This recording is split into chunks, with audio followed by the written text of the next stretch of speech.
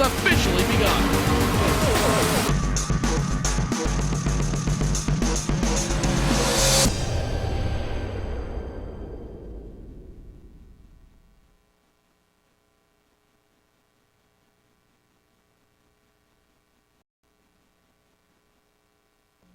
The road to $10,000 runs through the Auto Club Speedway. This is round number 3 of the NASCAR Peak Antifreeze Series, powered by iRacing. 43 strong, getting ready to go green for 125 laps, 250 miles around this 2-mile Auto Club Speedway. Tim Terry here. We're going to kick it down to the studio momentarily. Tony Stevens, Joe Cortez, going to bring you up to speed with what's going on here pre-race. But gentlemen, it's 2 weeks into this series. We have a rookie point leader in Patrick Crabtree. We've had some teams change some drivers. And Tony, when we look at the top of this Auto Club Speedway, when we go green here in approximately 10 minutes or so, the team is going to lead us to green. It's Kenny Humpy and Chad Lawton. Those drivers are accustomed to each other. They've been on the team since we dropped the green flag at Daytona. But their new teammate, Justin Bolton, going to start in third.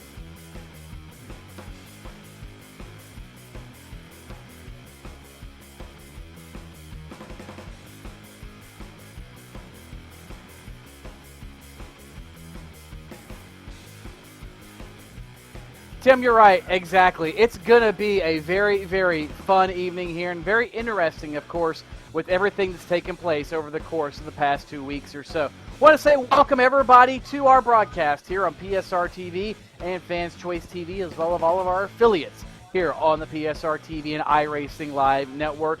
Race number 3 of the NASCAR Peak Antifreeze Series is here tonight at Auto Club Speedway. And Tim touched on exactly a couple of the big storylines heading into tonight. One, Kenny Humpy, one of the guys we've been watching. He won at Las Vegas, albeit in very controversial fashion. He is going to be on the front row tonight here at Auto Club Speedway. And, of course, the team. And we're not talking generically the team.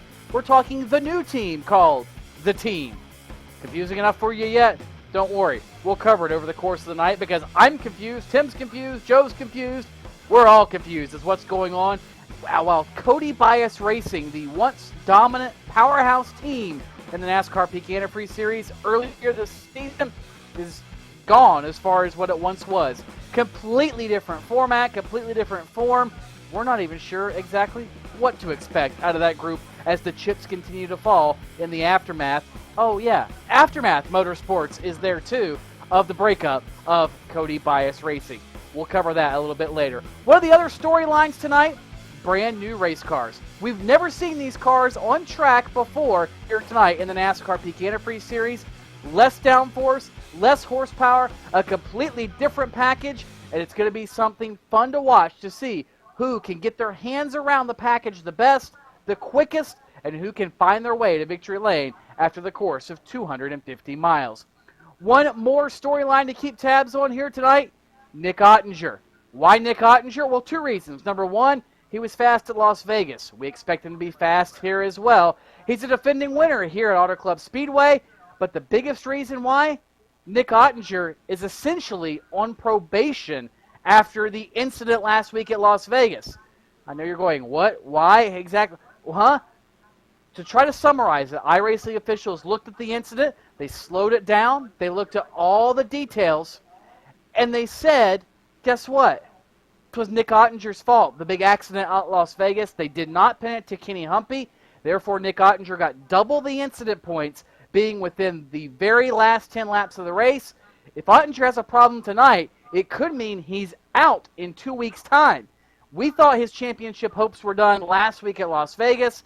If Ottinger gets any incident points here tonight, it could be the end of the road for his championship hopes before it even started. So a lot of storylines will be following here during the course of race number 3 of the NASCAR Peak Antifreeze Series here in 2015. Tim, back to you because I got to get up there and cover this thing with you in the booth. And Joe Cortez making his way up here as well. And the one thing that you did mention, Tony, I want to touch on Nick Ottinger. Ottinger 2 seasons ago had a start like he has had this season. Started out with a wreck at Daytona and had an issue at Las Vegas. But he had 26 points when he finished off those 2 races. He enters tonight with 13 points. So, yes, you talk about the probation hanging over his head. but there's also that other little area there where you got to look at too, where he did rebound that season. He did finish second overall in the series, but he's got a bigger hole to climb out of here this week. Good news for him, though, is that he will start in position at number 4 as these drivers complete their warm-up laps. We're getting ready to go racing, and I believe we are going to possibly step away here, do our quick refresh, and then we'll go racing this evening. NASCAR Peak Antifreeze Series 125 laps at the Auto Club Speedway. Don't go away. We'll be right back with the starting lineup for round number 3.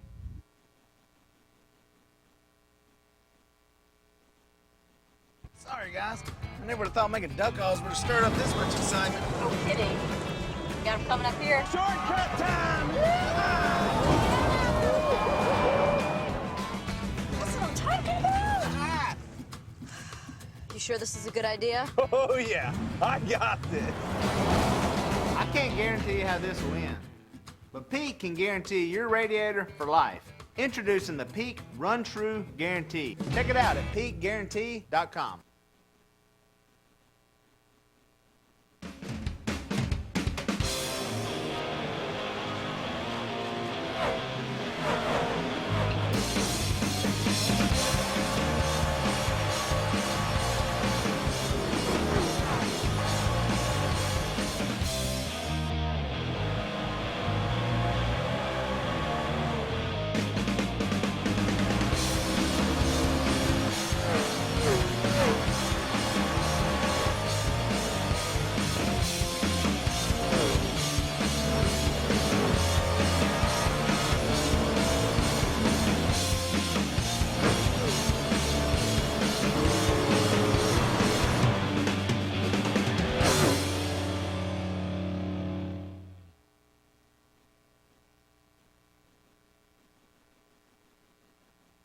Moments away from going green here at the Auto Club Speedway for round number 3 of the NASCAR Peak Antifreeze Series, powered by iRacing.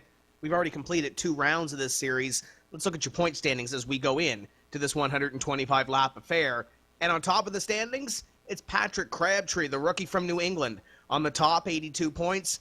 Kenny Humpy, second in the standings. He won 2 weeks ago at the Las Vegas Motor Speedway. Matt Busa, a veteran of this series, sits in position number 3, and pretty quietly right now in position number 3. Chad Lawton, Ray Alfala, your Daytona winner, in 5th. Then it's Cody Bias. He's moved over to the team. He sits in 6th. 7th is Alex Warren, who stays at Aftermath Motorsports. Corey Vincent, Chris Overland, and Michael Conti, who, Tony, is a little under the weather here this evening. He told me earlier he's looking to try to get whatever he can out of this evening. Your defending champion, feeling a little sick this evening. He'll roll from 40th, but he's 10th in points. And, Tim, we've seen once or twice already this season that starting in the back is not a hindrance to doing well. Nick Ottinger proved that last week. He was en route to win at Las Vegas if it was not for that late race incident that had nothing to do with his starting spot. So, Mike Conti, if anybody can get it done, I'm pretty sure the guy that's going to start, is the defending series champion, can probably get the job done. So we'll see what he can come up with here at California and at Auto Club Speedway. And one thing is for sure, Joe, this race can benefit you if you start deep, or it can hurt you. There's a lot of room to pass. You can fan out a lot of places and make some ground up, but we tend to get long green flag runs, and that could be bad if you get mired in traffic. It can absolutely be bad, and there's a lot of reasons for that. I think the biggest reason, though, is because tire wear is critical at this track. Tire wear is more critical here than anywhere else on the circuit.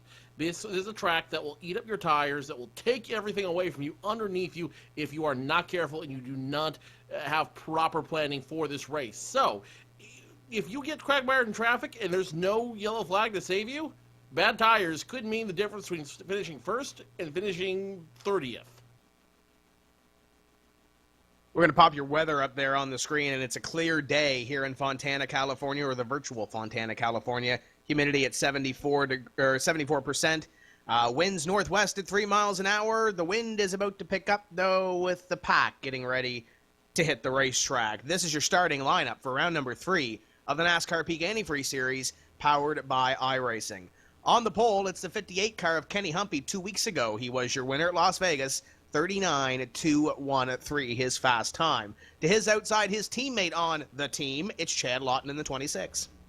Justin Bolton, another one of the former members of Cody Bias Racing, or maybe he still is. Whatever. We're all confused. He starts third. That's what's important. And Nick Ottinger, looking to avenge last week, rolls fourth. The two-time champion Ray Alfala in the 2 machine starts position number 5. To the outside of him, Corey Vincent, the 10, starts 6th. 7th is going to be the 34 of Matt Busa, quietly in the top 5 in the points this season. To his outside, another member of the team, it's Stephen Gilbert. Kevin King starts inside the top 10 here at his home racetrack, and Justin Trombley in the 17 starts 10th.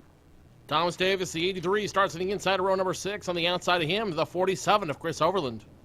Teemu Ivanen going to start in the next position. To his outside, it's the number 4, Brian Day.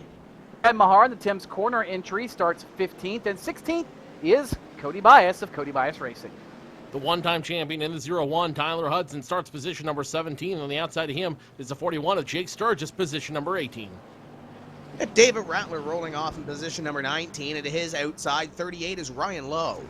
Row number 11 is Michael J. Johnson and the point leader, Patrick Crabtree. Rob Ackley, Brandon Schmidt will make up row number 12. Next row sees Andrew Fayash the 3rd and the 23 of Brandon Hoff. Brian Blackford's 33 and the 89 of Landon Harrison are row 14. Row 15 on the inside, the 21 of Alan Bowes. On the outside, the 28 of Casey Tucker. Former Pro Series champion Alex Warren in the 82, Nathan Wise in the 24. Taylor Hurst and Tyler Laughlin will start 33rd and 34th. 35th and 36th, respectively, are the 32 of Danny Hansen and the double nickel of Brian Schoenberg. Thomas Lewandowski starts 37. To his outside, Tyler Hill. Back off suspension from last week, Byron Daly starts 39th with no time, and former and defending series champion Mike Conti rolls 40th. Adam Gill and Trey Yates and Brad Davies, the final 3 cars that will make up your field of 43 tonight as they get ready to do 125 grueling laps around the gigantic D known as Auto Club Speedway. Scribner and Bowie, D&Q on the field this evening, 45, attempted to make the show this evening. Green flag is out. We are underway for round number 3 at the Auto Club Speedway. Kenny Humpy, Chad Lawton, they're on the same team. You better believe they're trying to work together on this start as they go single file. Ottinger in position number 4, going to look over the 36 of Bolton for the position in front of him. And then it's the 2 of Ray Alfala and the 10 of Corey Vincent. There's a driver, Tony, that is looking to make a big splash here. Top 10 in the point standings. He's a rookie in the series. He's got a lot to prove here. He really does, Tim, and has a good starting spot here tonight and really has good people to learn from all around him. Ray Alfala just in front of him, getting the spot. And, of course, Nick Ottinger, we know he's fast. And behind him, Kevin King, a great car to look at and see what he does to be fast. So this is a learning experience for Corey Vincent as much as it is a show at the moment. He's going to take all these laps and see what he can maybe ingest into his repertoire and figure out what he can use a little bit later in the afternoon and, for that matter, into the evening. But very quickly, Joe, this field, single file around the Auto Club Speedway. Kind of surprised to see that. I figured we would see a lot of movers and shakers early, especially in the wide straightaways here.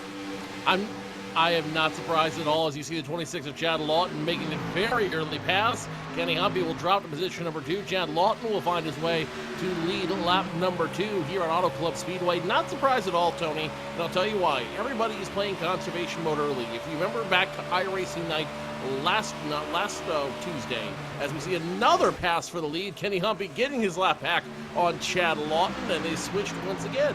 As you remember back from iRacing night last night, 1 week ago, when we saw the B Series cars, the Xfinity style cars run here, everyone noted tire wear was critical.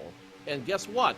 Here you're seeing them run in line because they're playing conservation mode. Everybody wants to conserve what they have underneath them to get the longest run possible on the cleanest car available. And when you look at that switch up in front, that could very well be to lead a lap. They can drop their worst finish in the first, I believe it's 12 races or 13 races of this season. Don't have that number right in front of me. But they can drop their worst finish. So it's not like NASCAR's Sprint Cup Series where we have a chase as Nick Ottinger makes a move on Justin Bolton to move to position number 3. It's not where we're going to wipe the standings completely. Every single race and every single point counts here. It doesn't matter if you lead a lap at California or you lead a lap at Vegas or you lead a lap later on in the season at Homestead. It could go towards the championship when it comes down to the end of the season. So Ottinger makes a move for position number 3. He's going to move ahead of Justin Bolton, and he's going to set his sights on the 2 in front of him, Humpy and Lawton.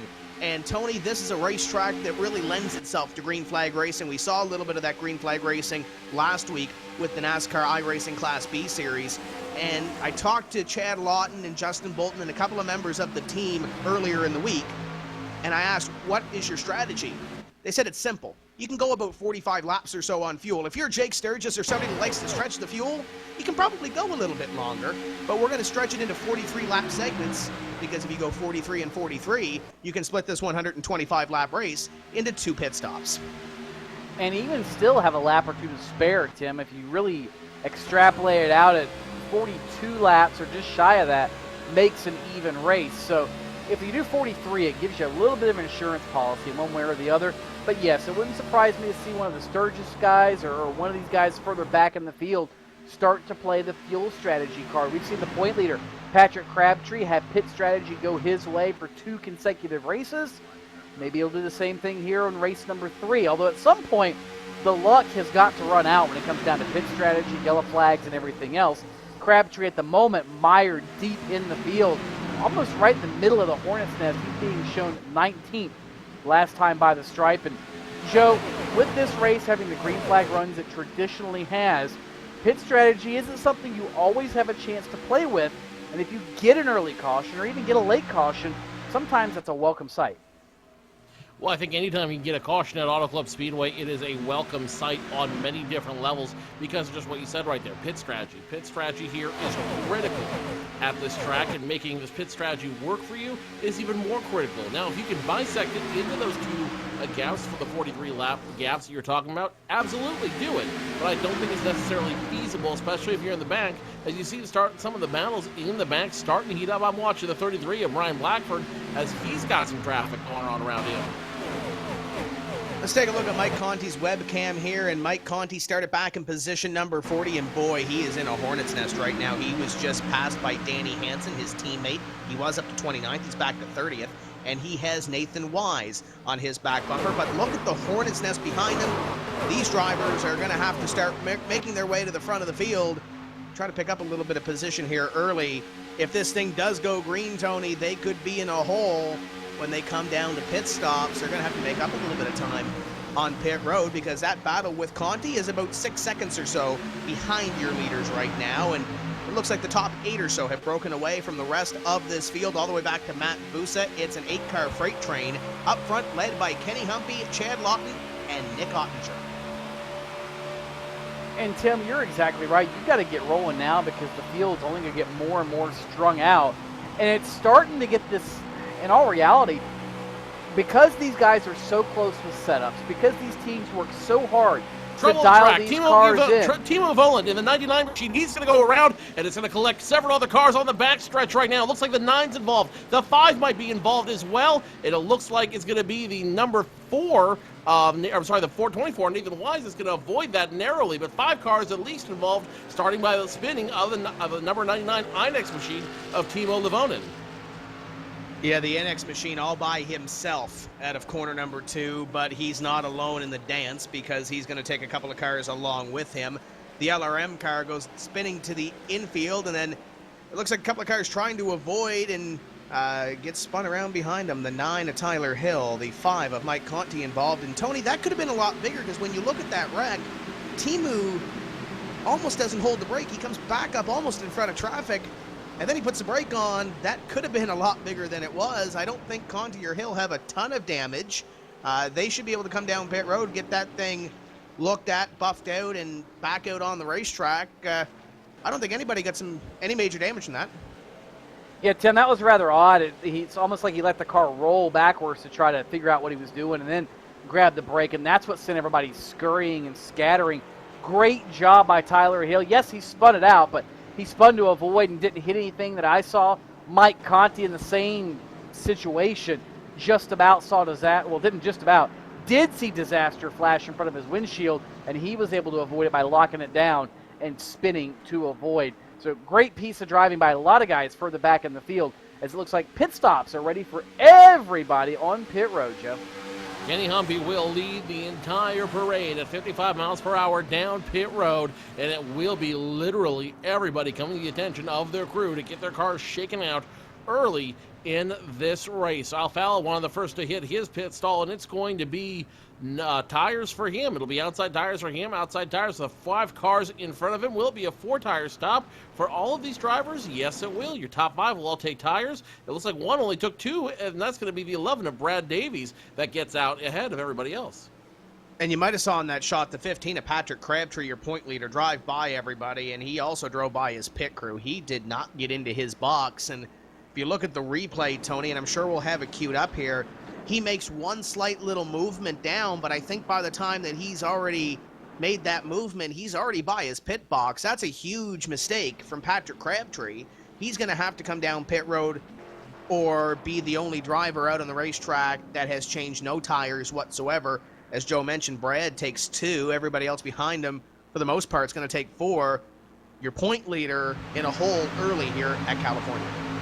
Well, he might be in a hole, Tim, but he might not. I mean, the good news is it happened early. He gets to stay out and lead a lap, so that's not necessarily a bad thing, but he is going to have 40 guys that he's got to pass, and that might be a little easier said than done. So Crabtree has some benefits and some problems with this one. It looks like Brad Davies coming back down pit road as well.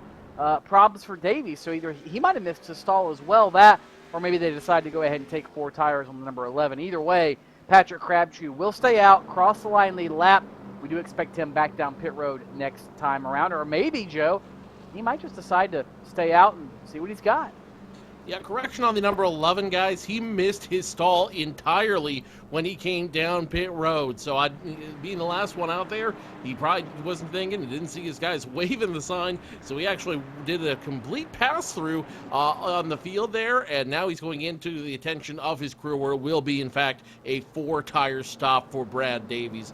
Kind of funny watching these guys have pit problems early. You almost wonder if it's going to be a premonition for what we're going to see later when we do have that green flag pit stop.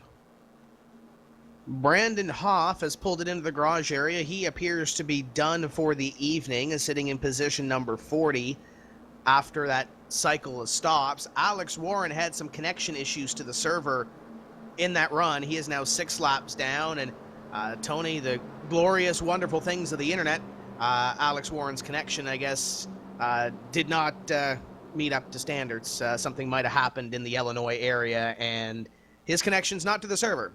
So he will be sitting in the garage area 6 laps down, and I'm sure he's frantic in that Aftermath Motorsports cockpit trying to get back into this race. Oh, you know he's got to be. But you know what? It's just part of the deal. Like having a blown engine or a flat tire isn't a physical race car, no doubt. But I'm sure we'll see him back up here in the next couple of weeks or so. Tyler Hill also back off pit road, some substantial damage to the 9 car. And, real quick, guys, I want to touch on that accident and what actually occurred with Timo Ivonen. This racetrack, for somebody maybe that doesn't have a lot of experience around here, it's very easy to overdrive the center of the corner and carry too much speed, and the point the car just almost is in a 4-wheel drift, and when you get somebody behind you with the lesser downforce package, it's very easy just to lose one of these race cars. As weird as it sounds, this racetrack, more than any, is probably the easiest racetrack to simply lose a race car on because of how much speed you're carrying through the corners, the way the transitions and the seams hit you, and you just lose that little bit of grip you're leaning on. All it takes is just a little bit of a seam transition or a transition on the banking, or even somebody right behind you to get you loose, and around it goes. And that's what happened to Timo Ivonen. So look for that a little more tonight. I mean, we were, 10 laps into that run, and cars were getting loose and spinning out. This could be quite entertaining as we get further and further down the road. This is only going to get more entertaining from here, guys. If those 10 laps were any indication of what we're going to see, I'll expect a kind of a long race to begin with, but once we hit that halfway point, all bets are off, and you bet your bottom dollar all of these guys are going to be using every single line. 3 wide is expected at the end of the race. 4 wide is plausible. So it appears that Byron Daly, as we have a webcam with him, is expecting some blocking going on here, 3, 4, maybe even 5 wide. on this restart because these guys are going to get at it. Patrick Crabtree did not visit his pit crew. He's going to lead us to green, and we are back underway as the 15 car gets a huge jump on the rest of the field. But Tony, I think we saw it in the Sprint Cup race at California where Tony Stewart stayed out on the racetrack, Martin Truex stayed out on the racetrack on old tires, and they evened out through the field. We might see something similar here with Patrick Crabtree. Well, by the point in the Cup race they were at now, Stewart was done. Like, he was back in about 20th by this point. Not the case. Crabtree able to stay out in front of the field at least for the first half lap or so. So maybe track position means more than fresh tires and fuel do. We'll find out as this run continues, but Crabtree very surprisingly holding his own. We talked just a few laps ago, Joe, how important it is to have good pit strategy as now finally Kenny Humphrey gets a run on Crabtree. Can't get lucky all the time. Guess what? Crabtree might have gotten lucky once again for 3 weeks in a row. Yeah, guys, but something to keep in mind here, that, as you mentioned earlier, with the first lead change we had of the evening, that might not have been a position move that's governed by good pit strategy. That might have been a move just to pick up that extra bonus point for leading a lap. You saw Kenny Humphrey's got a lap. You saw Chad Lawton's now got a lap. Well, now you can add Patrick Crabtree, those guys who's going to walk away with one extra point. And with the uncertainty of California, it doesn't surprise me that he stayed out just to pick up that point, and then he'll get back on a regular pit cycle as we continue through this race. Wouldn't surprise me one bit. Kevin King is going to work under Patrick Crabtree to move to 4th. Justin Bolton going to work under Patrick Crabtree to move to position number 5. And gentlemen up in front, as Bolton makes that move, 4 of the top 5 drivers will be from the team. The only driver not in the mix from that team is Nick Ottinger in the Gale Force Sim Racing Ream Camry, running in position number 3 as he chases down the top 2, and that's been the story since we dropped the green flag 16 laps ago. And here comes Ray Alfala now, and Matt Busa also trying to make their move on Crabtree to dispatch him back a little bit further. Only 10 laps, Tony, in between those tires that Crabtree has and the rest of the field have, but it looks like it's not working out at this point, but he might gain some track position here if we go a couple of more laps. He doesn't fall too far back, and we get that caution flag. Yeah, what you've got to remember, Tim, is that Crabtree was running close to 20th. I think it was 18th or 19th when the flag came out. So if he can finish this cycle in that spot or better, it was a net, well, maybe not net gain, but he didn't lose anything. As you see now, the number 83, Thomas Davis, trying to get by Crabtree.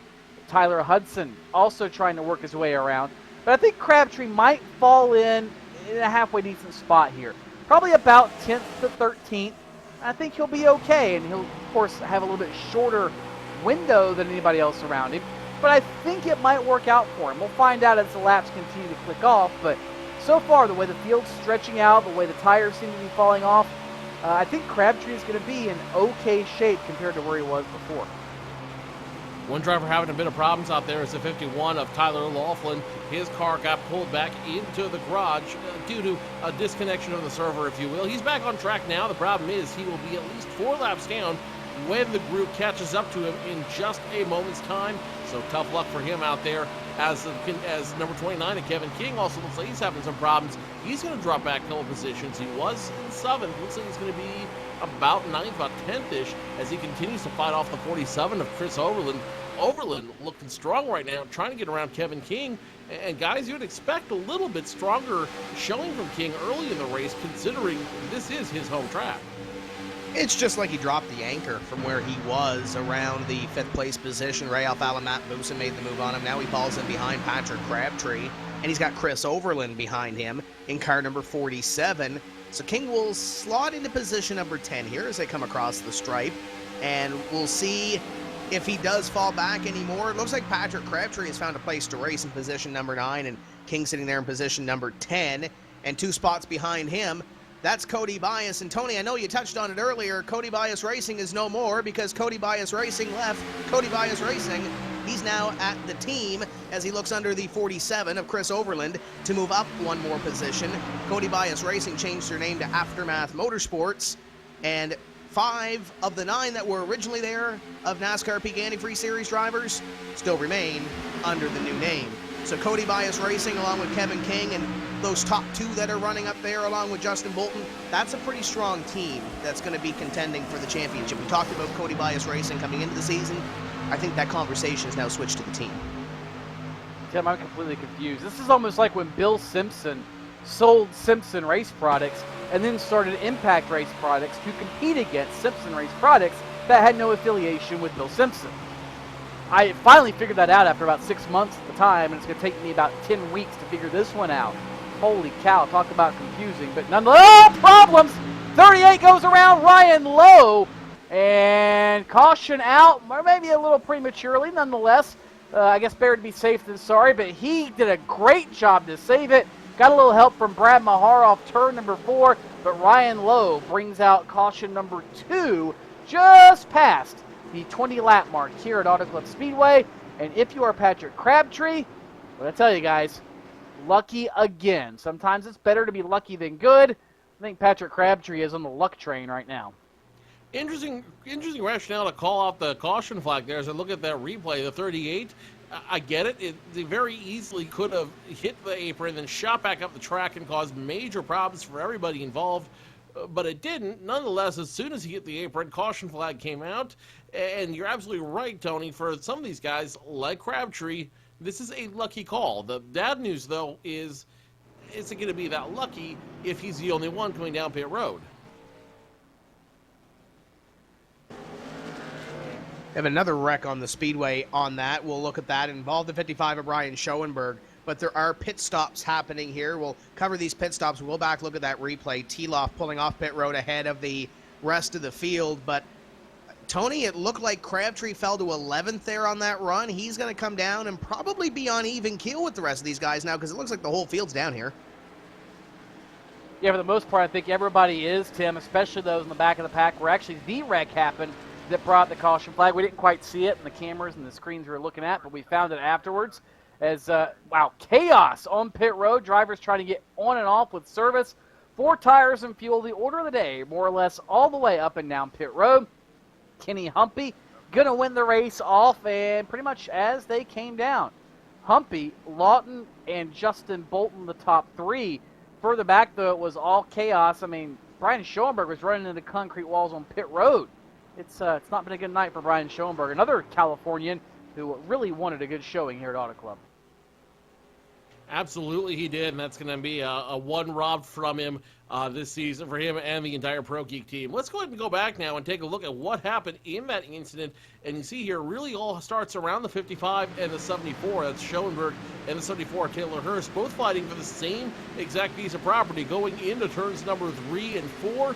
And this is one that the officials are going to have to sort out amongst themselves who cut off who there. The 55 makes contact with the 74, goes sideways in front of the 74. 74 of Hurst reacts, ends up on the apron, and then ends up spinning up right back up on the track, and he's going to collect several drivers. 55 is going to go for a spin with the help of the 28 machine led by Casey Tucker. The 11 machine, that's Brad Davies. He's going to make contact with the 74, and I believe it's going to give him some engine problems. And there's a couple other drivers that get involved down there as well. Heavy smoke pouring out of the 11 as a result, call their night done after that one.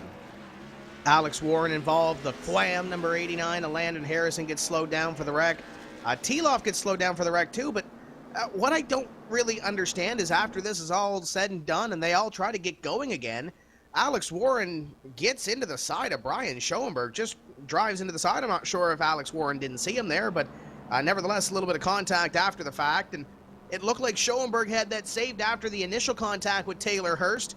But, Tony, it almost looked like there was too much brake bias or something cranked into that car because it looks like he got on the brakes trying to avoid everything else going on, and he got it around, and then he comes down on the pit road, and he slams the inside pit wall. It's not a good night to be the Pro Geek Consulting 55 of Brian Schoenberg. Nope, they might need to consult Brian Schoenberg on how to deal with your frustration. I have a feeling that probably had a little something to do with that, but like you said, Tim, could be the brake bias got all askew. Could be a bent spindle or something on that car from the accident that caused it to go wacky. Could be a broken caliper, for that matter, that caused the brake bias to go and do funky things. So who really knows? But that's one thing I really like about what iRacing's done with these cars. Sure, they're virtual cars, but by golly, as far as a damage model goes, and we all know that these cars are not meant to be wrecked, they're meant to be raced. You can only mimic so much that happens in reality. I've seen Truck Arm Z, I've seen Halo Bars Cave, I've seen craziest and crazy things happen to race cars and accidents. You can only mimic so much in a computer sim, but guess what? They do a fantastic job doing what they can to mimic that, and sometimes those freak things that break cause those cars to be freak things on the racetrack like we saw with Brian Showman. Well, as we talked about, guys, this is more than just a video game. For a lot of drivers, this is a tool. This is a critical racing tool that these guys use to perfect their skills and perfect their skill set in the virtual car so that when it does come race time on Saturday or Sunday, they know what they're doing and they feel comfortable with all of that power at their control. And guess what? You too can get involved in the action, and we've got a great deal for you. If you've never subscribed to iRacing and you want to feel like what it's like to run at this caliber of racing, now's a great time to join. If you're a first-time subscriber, use our promo code when you subscribe. That's 2015-PSR-TV. 2015-PSR TV. You see it down at the bottom of your screen there. If you buy 1 month of the iRacing service, they will not only give you 2 free, but they'll also throw in the late model as a free gift for you trying out iRacing for the first time. Great deal. You really can't beat it. Ours is the only place to get it. 2015-PSR TV. Sign up now at iRacing.com. We're getting ready to go back to green. It's Tyler Hill out in front, and he did not pit in his Aftermath Motorsports Chevrolet SS, so he will roll off from P1 to his outside. It will be the number 58 of Kenny Humpy. Chad Lawton in the third, Justin Bolton fourth, and Nick Ottinger has fallen to position number 5 through the pit frenzy. Pace car in. And here comes Tyler Hill and the rest of the field, bringing them down a little bit slower than the rest of the field or the rest of the leaders have on the first couple of restarts. We're back green, and Kenny Humpy will be looking to navigate around Tyler Hill's number 9 as they fan out down the front straightaway. And I'm kind of amazed that Tyler Hill stayed on the racetrack, Tim, was involved. Oh, Nick Ottinger! Oh, hello, Nick Ottinger. How did he save that race car? Never mind, problems. Tyler Hudson, many others. Crabtree is in it. There's a major melee on the back straightaway. Matt Busa is upside down. Schoenberg is collected. Rob Ackley is in it. At least a dozen cars involved in the big one off turn number 2 on lap number 25. I don't know what ruler you're using to measure, Tony, but I'm counting on a whole lot more than a dozen cars involved there on the track. Even the 34 machine, I believe that 34 machine belonging to Matt Busa, he ended up going upside down as a result of that. I have no words. I have no words to describe what I'm seeing right now, guys. You know, I'm looking back here, and I'm looking at Nick Ottinger and the 83 of Thomas Davis, and they made their contact, and they saved it. Well, I shouldn't say that. Nick Ottinger saved it. Thomas Davis didn't. Thomas Davis, Tyler Hudson, Matt Busa, and then it just goes on from there. Ottinger had that thing saved after it looked like possibly coming down into line there with the 83, and the 83 on the apron, Tony, these things are a handful on the racetrack, but when you add that change in between the racetrack and the apron, that's a whole different ballgame, and then it ensues on from there, and that's going to take out a few cars, and I'm assuming Matt Busa is going to need to come back with another piece in 2 weeks' time because that thing is trashed. You're exactly right, Tim, and that's essentially what happened, like you said, that transition, and what happens is these guys are running these cars so free as it is, and when you de-wedge the car on the apron like Thomas Davis did, it just frees it up even more. It's wanting to spin. It's trying to turn left. And you know if you crank that wheel back right, you're going to do exactly what he did, and that's hook up the racetrack. He did his best to keep from either spinning or hooking up in front of everybody. Unfortunately, it's such a narrow spot, a narrow line to straddle, no pun intended, that he got on the wrong side of it, or fell off, if you will, and ended up in Tyler Hudson's door, and everybody else, just a victim of circumstance. It really could have been a lot worse than it was. I look back and see, Ackley in it. Of course, Matt Busa got just obliterated from behind. A number of contenders, a number of guys that were looking for good runs taken out in this one, but also a lot of guys that Joe did a fantastic job of avoiding that crash, one of which was Michael Conti. He narrowly avoided disaster. as he went sliding down on the paved section of the racetrack, was able to get the car under control. And Byron Daly in the Focus Energy Shot Toyota, he too, right in the middle of the Hornet's Nest. Brian Day, the Plan B Sales Toyota, all three of those drivers, evasive maneuvers that somehow were able to save their race cars, and this has completely changed the complexion of this race. 16 cars, guys. 16 cars, by my liberal estimate, had some piece of that race. So now what was a field of 43 is now less than a field of 30. So yeah, absolutely this changed the complexion of the race. This changes everything. And I've got a feeling with so many laps left to run, with just over 100 laps left to run in this race is going to turn less into the endurance race, the mileage race, the long haul race that we thought we were going to see at the beginning of the night, and now we're going to see a lot more competitive, almost combative racing when it's all said and done. I really wouldn't want to be the guys in the booth when they have to figure it out when they have to figure out all the penalties at the end of this one. The Little Red Holler is going to be the place to be tonight, and not for the right reasons. I want to touch on that point, but we've got to go to break. We'll be right back here with the NASCAR Peak Antifreeze Series powered by iRacing. Tony, I got a question for you when we come back. Be prepared.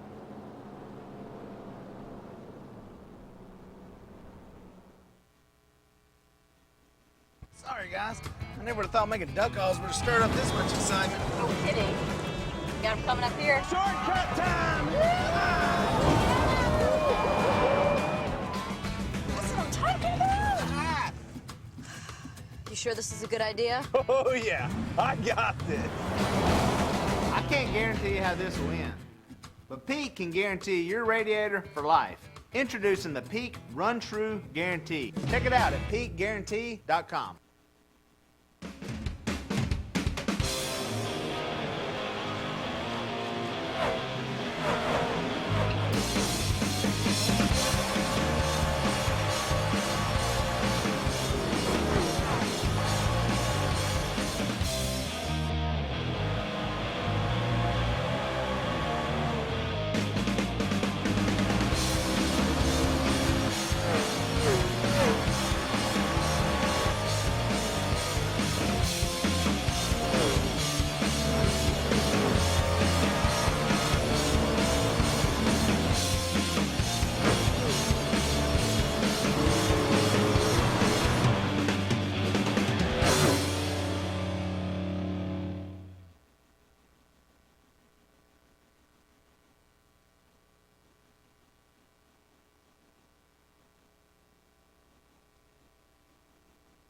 Welcome back to iRacing Live and tonight's coverage of round number 3 at the Auto Club Speedway. If you are just joining us, you missed the big one, the third caution of the evening, happening on lap 27, and it took out about 16 or so cars had damage. And Tony, I want to ask you, off the top of the show, you mentioned that Nick Ottinger got credited for the wreck 2 weeks ago with Kenny Humpy.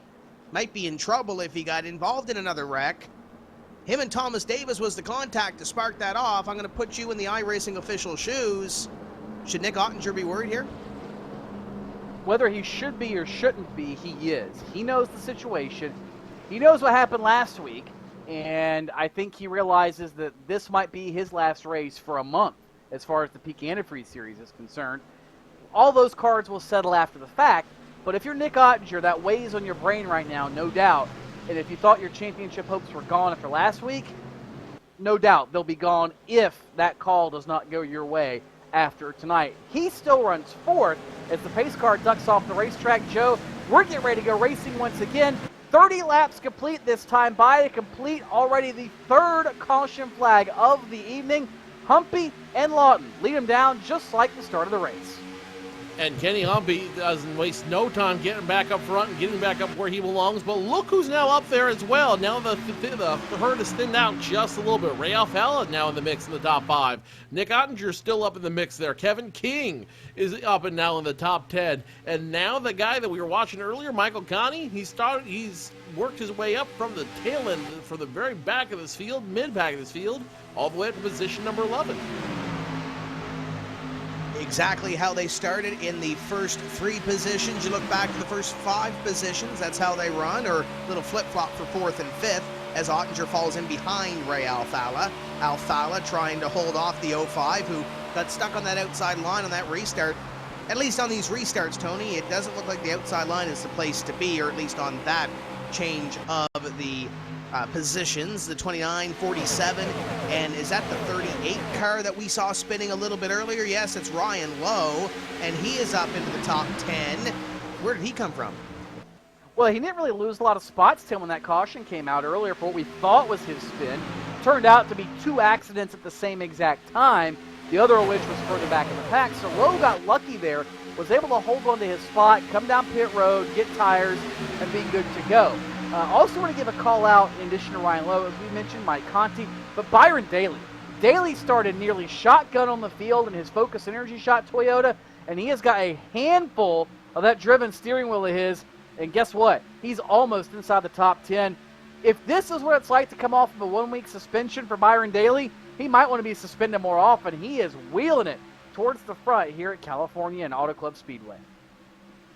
Yeah, now I think you're really starting to see what these guys have in this car. Now that the field is thinned out a little bit, you're going to see these guys drive a little more recklessly. You're going to watch them drive without so much fear on them. And one guy I'm watching is that driver, that 05 machine that we talked about when we came back from the break, Nick Ottinger. He's got nothing to fear at this point. He's got everything to gain. And if I'm him, I'm just like, let's go. Let's go have fun and let's see what happens. Kevin King going to join him along for the ride as they pass your 2-time champion, Ray Alfala. And you got to remember, back 2 weeks ago, Ray Alfala was involved in an incident at the Las Vegas Motor Speedway, got run into from behind, and really had to do damage control for most of the race, Tony, after winning our season opener at the Daytona International Speedway. So Ray Alfala really looking for a rebound week in the Snow Cone Productions Ford, as he lost 2 positions there to Ottinger and the 29 of Kevin King. He's got Oberlin behind him. And Ryan Lowe, keeping with this pack right now, the rookie in the NASCAR Peak Antifreeze Series, runs in position number 8. Then there's a little gap back to Brad Mahar, Jake Sturgis, and Michael Conti. And there's a name that if we do get a little bit of green flag racing in here, Tony, and it comes down to fuel mileage, put a little circle on your paper around that number 41 of Jake Sturgis, because he might be one to watch. Him or PJ Sturgis, either one, both known for making those gambles and taking those chances here. Of course, the bad news for PJ is after Las Vegas, well, he too going to be a victim of the incident point system, and he is going to sit out a week at Auto Club. So it's left to Jake to carry the family torch for fuel mileage, if you will, here at the Auto Club Speedway. But those are guys you always look for to do that. Even Alex Warren would do the same thing. Of course, we documented his problems earlier. He's not going to be able to be in contention to have something like that happen. But Patrick Crabtree, maybe back in 30th, he might be a guy that tries to play the fuel mileage card. Or Brian Day, or Casey Tucker, even Landon Harrison has done it in the past. As you ride on board Nick Ottinger, currently riding in the 4th spot, and you see that pack in front of him, the top 3. Joe, this race is starting to play out almost like a Talladega or Daytona race. And by that I mean, this race is starting to see separate packs form throughout the running order. 4 cars, 3 cars, 8 cars, 2 cars. And once you get separated in a pack, it's very hard to either draw away or lose the pack for that matter. So this new package, as close as these guys have got these cars set up, as we were getting on earlier before we got interrupted by caution, they're so even, it's almost like running a plate race right now, and that's how important momentum and staying in a strong pack of cars is going to be, it looks like, over the course of the 125 laps. Yeah, you're absolutely right. I mean, what I like about this track is it does feel like a very long track. It is a very long track. At 2 miles long, this is a carbon copy of the Speedway in Michigan, in the Irish Hills of Michigan, as it were. So you definitely get that same exact feel, and you get those same exact lines. The cool thing about this track is you get so many different lines you can run, which does give this a Talladega or a super speedway type feel. As it runs, for being a 2-mile D-oval, it runs almost identical to a super speedway. Nick Ottinger, who won here last year, knows that, and he uses that advantage to pick up position number 3 over the 36 of Justin Bolton. Yeah, Ottinger moves up to position number 3, and I believe we had a change back there with 47. and the 38, and actually it's 47 getting passed by the 38, the 13, and the 5, and now he's got the 41 on his back bumper, one of the teammates from Last Row Motorsports, Jake Sturgis. So it looks like Overland lost a few positions in that exchange, and it will move. Here comes the 13 of Brad Mahar to the inside of the 38 of Ryan Lowe. So it looks like the TCM number 13 is on the move. He's going to pick up 2 positions in the last lap or so and move himself up. And now here comes Conti. Conti running the 38 car up the racetrack, trying to take away the line and pick up one more spot. 3 wide briefly for a second or so. It appeared it was going to be into turn number 1. Tim and Conti able to get it back down to 2 wide, get underneath Ryan Lowe. Lowe just communicated to the crew a little bit ago. He's not necessarily happy with the race car right now, says the Fastlane Motorsports bunch. They're going to try to ride and figure out what they can do in the next pit stop to make that 38 car a little bit better and maybe work its way forward and go the right direction. As you look up front, there's the top 3, really the top 6. They've started to break away now from 7th place Brad Mahar. And again, just like a plate race, Joe, once you get separated, it's very hard to run these guys back down. But if you're slower than a guy that you're behind, you got to find a way to get by. Very much a chess match on wheels here at Auto Club. A chess match at well over 200 miles per hour as these guys are doing everything they can. Now, something to remember, though, about Michael Conti. He's up over 30 positions right now from where he started in this race. Not bad for a team who may have put in the wrong setup in the car to make it work out here. Now, obviously, there's something they need to do something. They need to adjust it somehow to make the car work the way it wanted to work for later on in the race. But for now, moving up 30 spots ain't a bad way to go about it. No, he continues to make his move up through the ranks. He's got Brad Mahar right in front of him. And then there's a little bit of a gap established now, about a second or so, between Brad and Ray Alfala in position number 6. Top 6 have run away a little bit as here comes Alfala to the inside of Kevin King. And King is going to try to hold off the 2-time champion. Not going to be able to do it for position number 5 as Alfala will move up to the 5th place position in the Snow Cone Productions Ford, as they lost a little bit of time there, Tony, with the draft model, the way it works here with these brand new race cars. They lost a little bit of time to the top 4. They're now going to have to reel them back in. But they're not out of touch, Tim, and that's the biggest thing. As you look just ahead of them, speaking of the top 4, Ottinger works his way by Chad Lawton to move the Rheem Toyota up to position number 2, and the Gale Force Racing crew going to be happy with that move as Ottinger starting to replicate the run he had at Las Vegas, slowly, methodically making his way through the field. And again, this is one of the longest runs we've had all night, Joe. So if Ottinger has done the same thing he did in Las Vegas, and that car is a long-run race car, watch out. He might be very tough to beat. And given that incident earlier, how would that work out? You win the race, you get suspended for the next week, if that's how the stewards see the incident. That's a big if, so we won't even go there yet, I guess. But you know, that would be kind of odd, but Ottinger trying his best to get it done right now in second. Wouldn't there be an irony in that, though, Tony, if that particular situation were to take place? If you had that happen to you on the track, there's a certain irony that would happen there. We got one car there on the apron and off the pace. And here's the other thing to look at, guys. I don't know if Kenny Humpy and Nick Ottinger have been together in a race the last 2 weeks. Obviously, this is iRacing. There's so many series that you can race in. We focused on the B Open series the last couple of weeks. But, of course, there's these race cars, these NASCAR Class A series cars or the Sprint Cup series cars that race on the service in 2-hour increments in some of those series. I'm not sure if Ottinger and Humpy have been together in a race in the last 2 weeks. But, Tony, even though Nick got credited for the incident, do you think there's any bad blood there between the 05 and the 58, or do you think that's water under the bridge? No, we talked to him last week on our iRacing recap show for Fans Choice TV, and I talked to Nick separately, and I talked to Kenny separately, obviously on air with that recap show. And both of them had talked about it. They discussed what happened. And as far as each other was concerned, they both looked at it as a racing incident. They know what happened. They saw it was just a matter of literally virtual inches that caused that to happen. One got on the bumps, one didn't arc the way the other one thought. Just not a comedy of errors, but a couple of small errors came together to cause one really big problem. So I think they're okay with it, at least that's what they told me. and we'll find out if that's the case as they continue to race for the lead here at Auto Club. And if you did not see that interview or that recap, make sure you log on to Fans Choice TV, and you can go and see it.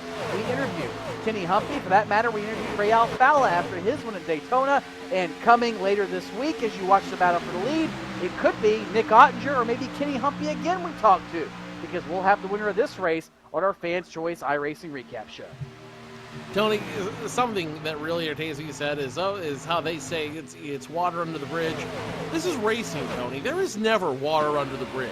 The bridge will either be on fire or they will join teams in some way, shape, or form someday in the future. But there is never water, just water under the bridge.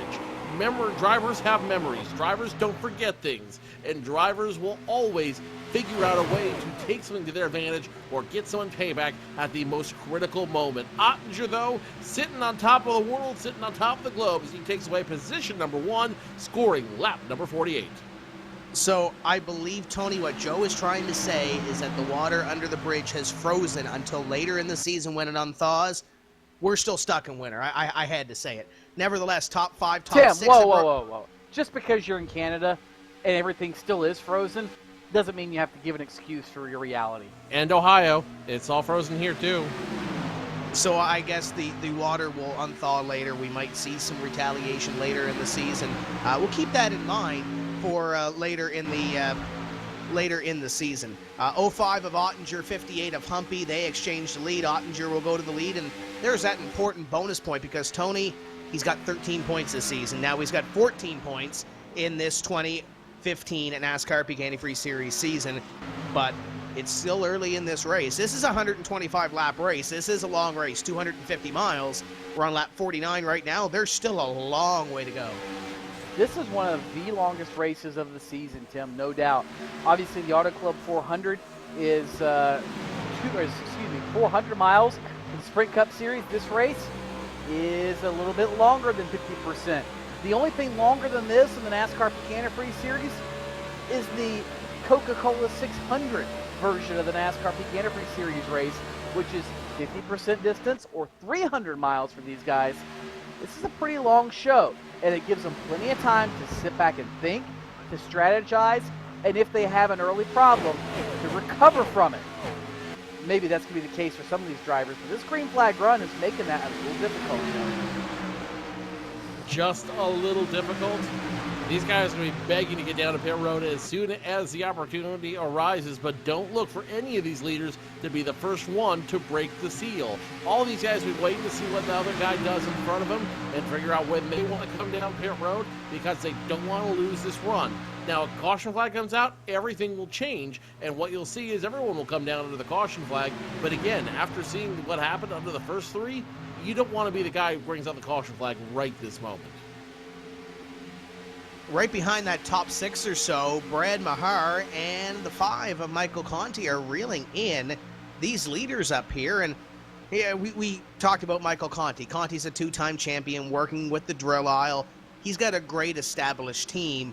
Brad Mahar was a part of that Cody Bias Racing split, and he and Justin Trombley, I don't know what we want to call them because I asked him earlier, I said, where are you right now? He said, we're working to try to get on a team, but we're not on a team right now. And obviously working on a setup and trying to get something together for a race, learning to test, trying to get everything together for this NASCAR Peak Antifreeze Series race is a huge deal for only 2 people.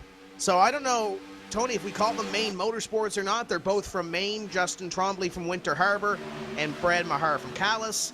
But right now, Brad's having a great run up here in the top 10. Sounds like a great time for Michael Maine to slide in and sponsor that group. I'm just saying, Michael, you're watching. That could be your new business pitch. You have a whole team named after you, sort of, kind of. I don't know. Anyway, but no, Tim, it's really interesting to see how these teams switch, how they move around, how they morph into different configurations. But it also shows one thing, and I think this is true of no matter what kind of motorsports you're in, be it the iRacing level, be it your local short track, or be it the NASCAR Sprint Cup Series. The best drivers always rise to the top. They find ways to get the equipment, the setups, the people around them that they need in order to win races and be successful. The NASCAR Peak Antifreeze Series is no exception. Case in point, right here at Auto Club. Definitely the case in point here at Auto Club. And what you see here, guys, is the difference between the haves and the have-nots. The guys who are running well have the support of a team behind them. The guys in that entire top group, they have the support of a team behind them. They have guys who are dedicated just to creating setups, and they have guys, they have spotters. You see it really turning. You see here at Auto Club how this is turning really into a professional e-sport. You know, it's really something. This is something you haven't seen before. You had NASCAR come on board. You had peak antifreeze come on board. Now you're really seeing this as a legitimate sport where money can be made, and winning means a whole lot more than just being first in your virtual online league.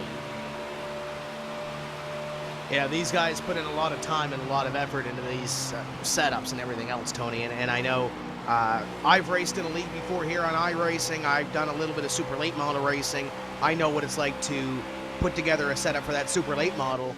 But that super late model, if you're new to iRacing and you haven't been on iRacing, you got to sign up and get on here and see what you can change with these race cars.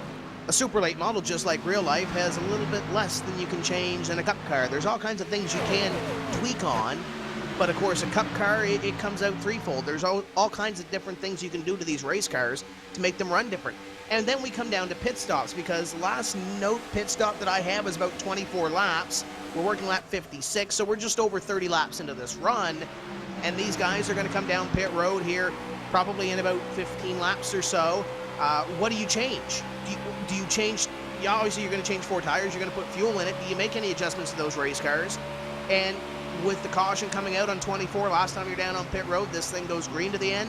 Do you change your strategy at all? When do you stop? How far is your stint? There's so many things you can do with these cars and with this series and the way these races play out. And Tim, with the way the fuel strategy is here, I don't think you can stretch it to still make it on 2 stops.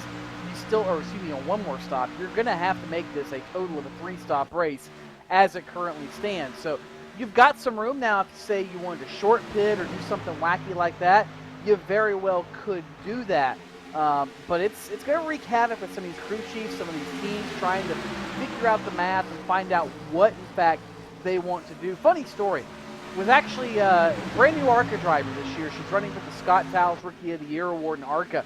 Sarah Cornett-Ching. Went over to their shop a couple weeks ago. Got them set up as you up front and see a couple of guys working by a lap car. That's actually the leaders working by the number 10 of Corey Vincent. But went over to their shop, got her all set up with iRacing, and her crew chief said, hey, I want to get her to see these big tracks before she gets there to have some idea what to do. She got on there, she started to get a feel for some of these places, and great. Then they went to the setup screen.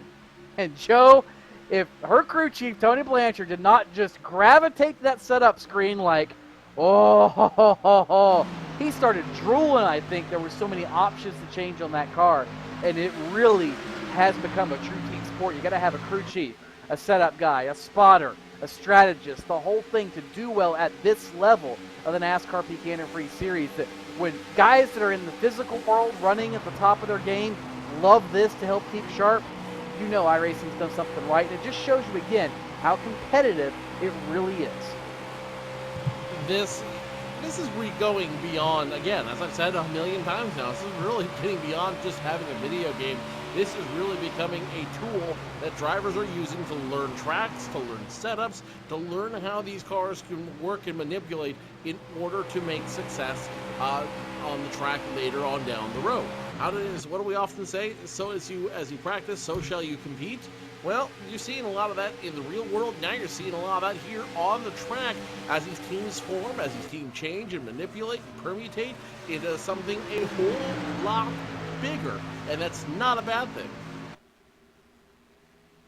Up front, it's pretty status quo from the last few laps. It's Ottinger, Humpy, Lawton, Bolton, Alfala, top 5. Add Kevin King onto the train. And it's 6 cars going around this racetrack. A little bit of a gap back to Brad Mahar, a little gap back to Michael Conti, and then it's about a 1.5 seconds back to Jake Sturgis. And rounding out your top 10, it's David Rattler. There's a driver, Tony, 2 weeks ago at Las Vegas that had some issues. He's running in the top 10 right now. There's another driver looking for a rebound in race number 3. He really needs a good run, Tim, does David Rattler. His first 2 outings, not even subpar. They were just horrible. as up front, Kenny Humpy now looks for the lead on Nick Ottinger, working lap number 61, closing in on the halfway point, and they're going to have lap traffic ahead of them. Looks like Ottinger will go ahead and relinquish the top spot to Kenny Humpy. So at the conclusion of lap number 61, move Kenny Humpy to the point. Now Chad Lawton up to second as Ottinger falls back to third. But more on the point about David Rattler. He wrecked at Daytona. He wrecked at Las Vegas. In fact, his second accident in Las Vegas affected the outcome of the race by how it played in the middle of the pit stop cycle. David Rattler just wants to go a race that we do not talk about him, do not say a word about him, and he just gets through it, finishes it, and can move on to the next one. Oh wait, we just talked about it, but in a good way. So I think he'll take that, Joe. That is definitely not a bad thing, and that's kind of the cool thing about racing is it's a very intelligent sport when you get down to the core of it. This is really when everything comes down to the nitty-gritty, if you will. And what the cool thing about this sport is if you ride smart, if you drive smart, if you're able to make intelligent decisions on the track, then it will pay out dividends in the end, as Rattler found out, and as a lot of these guys will be finding out as we get ready, as we get closer and closer to making those green flag pit stops. Looks like Justin Bolton wants by the Ream Camry as well, as Bolton looks over Ottinger for position number 3. Little gap back now to the number 2 of Ray Alfala and the 29 of Kevin King. Lap 63 completed on the board this time by, as Kenny Humpy will lead another lap here. Looking down through the field, we did have the Casey Tucker machine go one lap down a couple of laps ago. We have 26 currently being scored in the lead lap, all the way back to Brian Day in car number 4, who's going into corner number 3 right now. And it's some of those guys just trying to hold on, Tony, after that big wreck on about lap 27 or so. And some of them in the garage area. It's been a tough race for some of these guys, like Trey Eidson, Taylor Hurst, Brad Davies, Matt Busa, Michael Johnson, Tyler Hudson, Andrew Fayash III, Nathan Wise, Thomas Davis, Rob Ackley. As it looks like the 05 is falling back here. Yeah, Ottinger falling back another spot, Tim, as you look at the guys towards the back of the field. Among them, point leader coming into tonight, Patrick Crabtree. So very likely we will see a change atop the standings here in the NASCAR Peak Antifreeze Series once this 250-miler has completed. Ottinger back to 4th, Ray Alfala trying to close in on him. As we get towards the end of this run, guys, one thing I've noticed, this field has just spread out like you dropped a bag of marbles on the floor. They were all nose to tail right on top of one another, and now within about, 8 to 10 laps of pit stops, they are spreading out like they are completely polar opposites, and they've got magnets between them right now.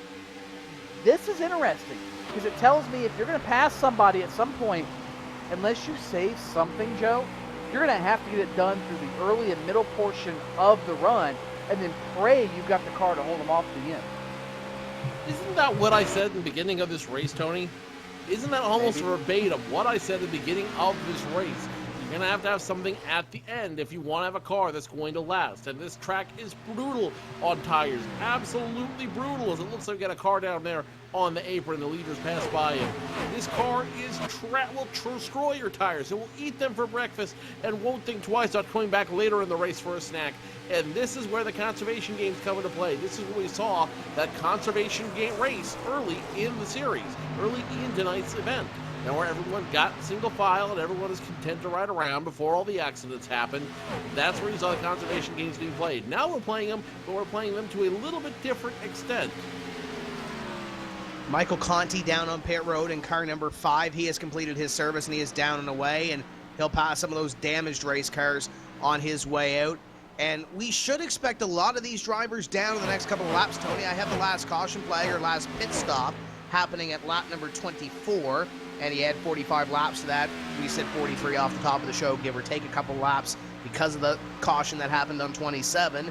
It gives you 69 laps. We're working lap 68 right now, so they're right in that window of coming down pit road to get fuel and tires in these race cars. Side-by-side battle back here for what is now 6th place.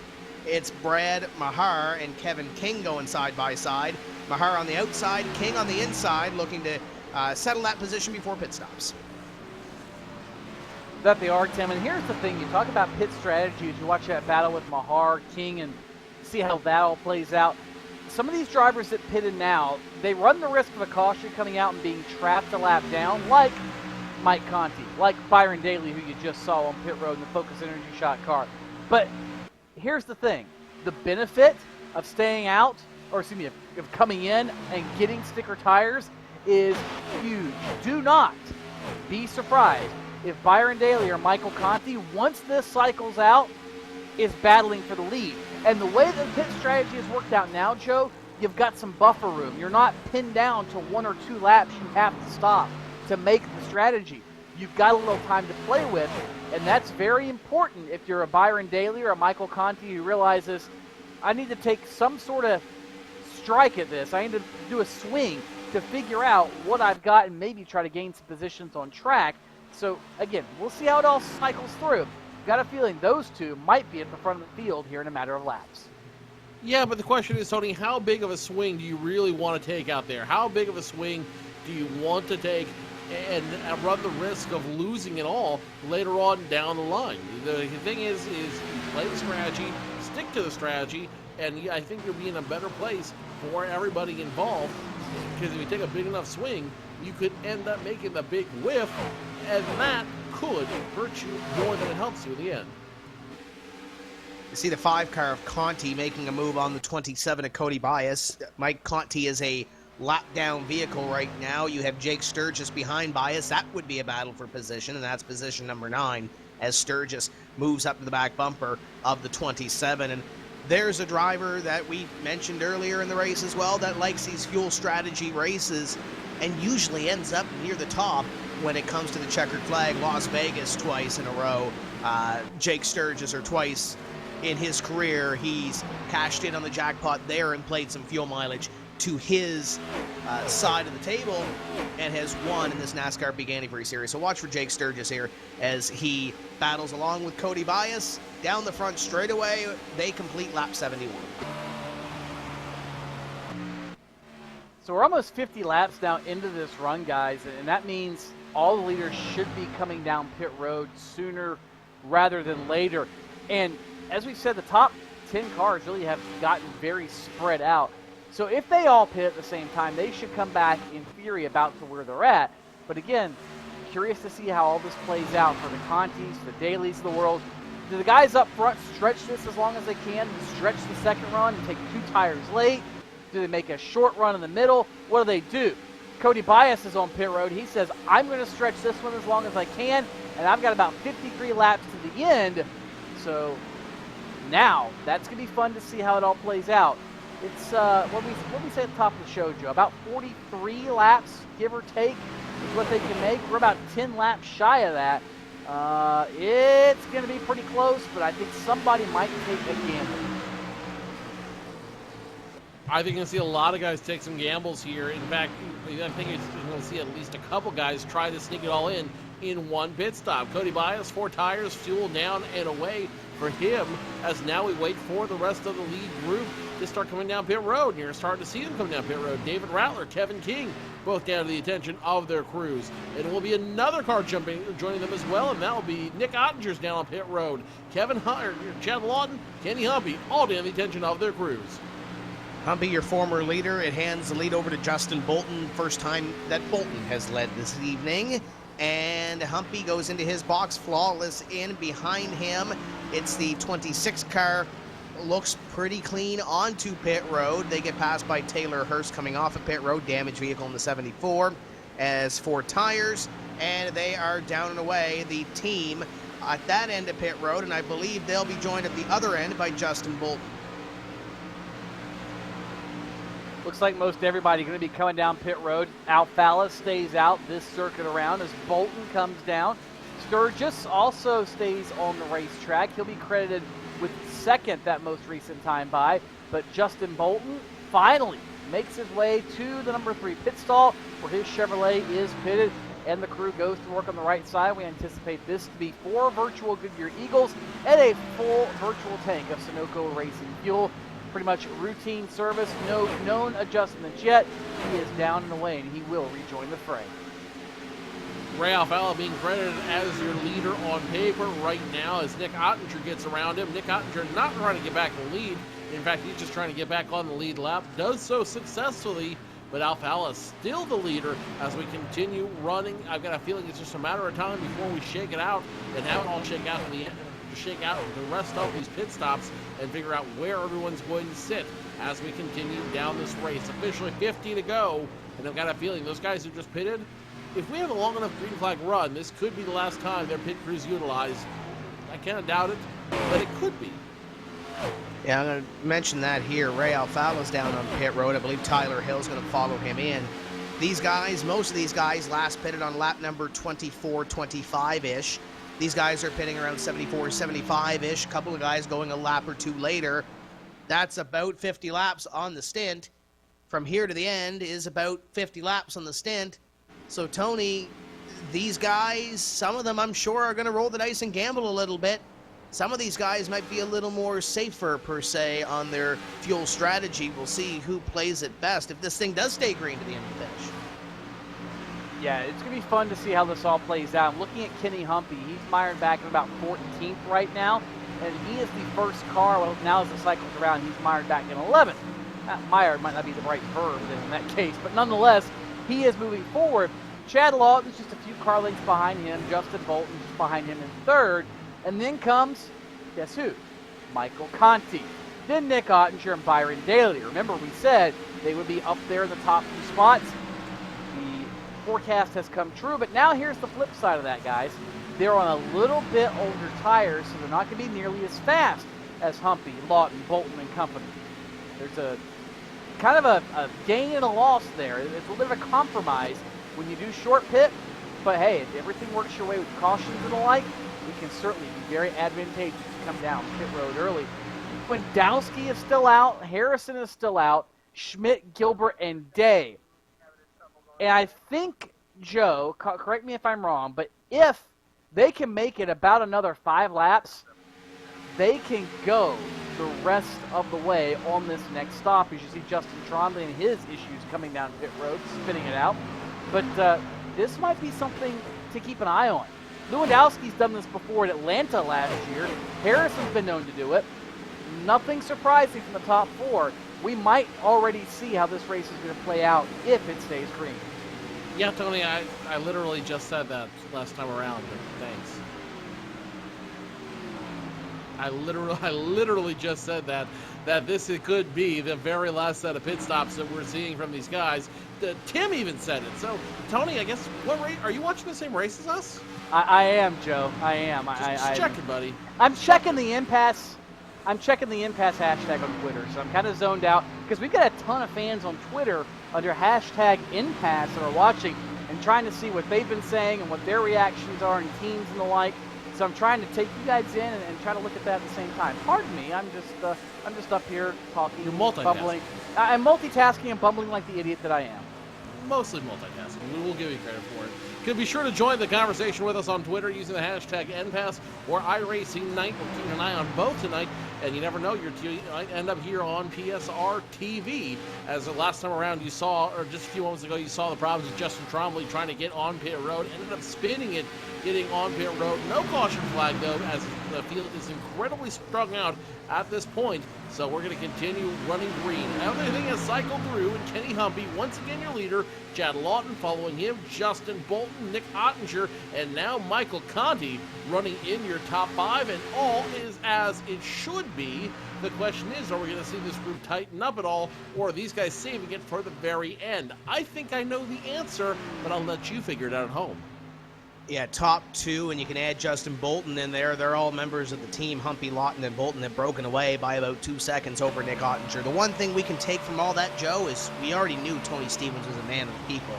But we already know that with all his Twitter findings on there. And we're going to get a hold of what Tony has on Twitter in just a few moments' time. But iRacing Night, you mentioned the hashtag iRacing Night. Next week, the NASCAR Class B Open Series, it's off. So guess what we're doing? We're going short track racing at Lanier. The SK Modifieds are going to be here on fanschoice.tv next week. it's going to be. If you're on iRacing and you want to get involved, you might even see yourself on fanschoice.tv. It's the top split for the SK Modifieds, 9 p.m. Eastern, coming up next week. So that's going to be exciting to watch. And I believe the road race, I'm hearing in my ear, 9 a.m. Saturday. We'll have more information on that as well. It's a good time to have some iRacing here on PSR TV and iRacing Live. So, but that's the big one. Tony, you and me are short track guys, and I know you're going to be digging those SK Modifieds coming up next week. Oh, am I ever. You put them on a slick little bull ring like Lanier, SK Modifieds. They're not quite as powerful as the Tour mods, but I don't care. It's still modified racing on a short track. It's going to be a blast. You can't ever go wrong with modifieds on any sort of racetrack for the most part, except maybe a non-existent one. That's about the only bad race I've seen for modifieds. Meanwhile, while you guys pontificate about what's happening next week, I'm watching the race that's happening this week. And the race that's happening this week is really now between two guys. Kenny Humphrey, who's won on this circuit before, and Chad Lawton, who's running immediately behind him. Guys, less than a half a car length between those two drivers. Justin Bolton starting to catch him a little bit. Nick Ottinger is letting those three run their own race, and I've got a feeling that Nick Ottinger is just kind of running his own race right now and doing everything he can to conserve the car underneath him. His team put out on Twitter, for those who wanted a fuel mileage race, here you go. So this confirms everything that I have been saying, Tony, that you haven't been listening to because you've been playing on Twitter. We're now in conservation mode, and we're going to be for the next 15, maybe 20 laps or so. It wouldn't surprise me until after we break the 100 mark, we start seeing some real racing again. And you mentioned those two drivers that have broken away. Justin Bolton's hanging on to this little battle back here, about 6 to 7/10 of a second back. They're going to lap Casey Tucker here. Tucker is going to go another lap down in car number 28. Looking down the list here, he sits in 30th, 4 and now 5 laps off the pace. And Tony, there's a lot of drivers out here that are still on the racetrack trying to salvage what they can. Alex Warren is 4 laps, or check that, 7 laps down. And then you have Casey Tucker, that's now 5. T. Loftus, 3 laps down. Danny Hansen was 2 laps down. He's now 3 laps down because he has called it a night. Corey Vincent, 2 laps down. Alan Bowes, Brian Day, 1 lap behind the pace. And Brian Schoenberg, who's had his tough night. We documented that already. He is the last driver on the lead lap, 36 seconds behind your leader in position at number 24. So there are 24 drivers still currently on the lead lap and battling for the win here at the Auto Club Speedway. It's round number 3 of the NASCAR Peak Antifreeze Series, powered by iRacing, and we are working lap number 86 for your leader, and it's about to be 87 as he completes 86. Humpy leads Lawton. And it's starting to get to the point that this, I think, is going to be the battle for the win, because everybody cycled through. I don't think they can make it the rest of the way on fuel. We might be proven wrong. We have been proven wrong in the past. But I think Humpy, Lawton, and maybe Bolton might have an outside shot. But this looks like the Kenny Humpy benefit, kind of like we've seen in a couple of weeks prior. I don't know if Kenny Humpy got a taste of success last season, Joe, and said, I am going to make a bold run at the championship this year. But he might very well go 2 in a row the way this is looking. I know Chad Lawton would love to win a race here at Auto Club Speedway, but, man, Humpy is stout. It's not, you're counting them out too soon. I know you want to get home. I know you want to get back to the short track, but you're counting these guys out way too soon. We're only on lap 88. We haven't even broken the 100 mark yet. We still got plenty of racing on the track, and just because not everyone is playing the mileage game right now, because they're playing the conservation game right now, that's not a bad thing. These guys are saving up what they need to save up before they start moving forward, before they really start taking hold of these cars and making them move down the highway. This is where it gets slow. This is where you go back in the RV, grab a hot dog, grab a beverage of your choice. You go to the stand, grab maybe a hamburger. This is where you can go do that. Where you can go, you take the restroom break. Because once we start once we hit about another 15 laps or so, then business is going to pick up, and business is going to do good when that moment happens.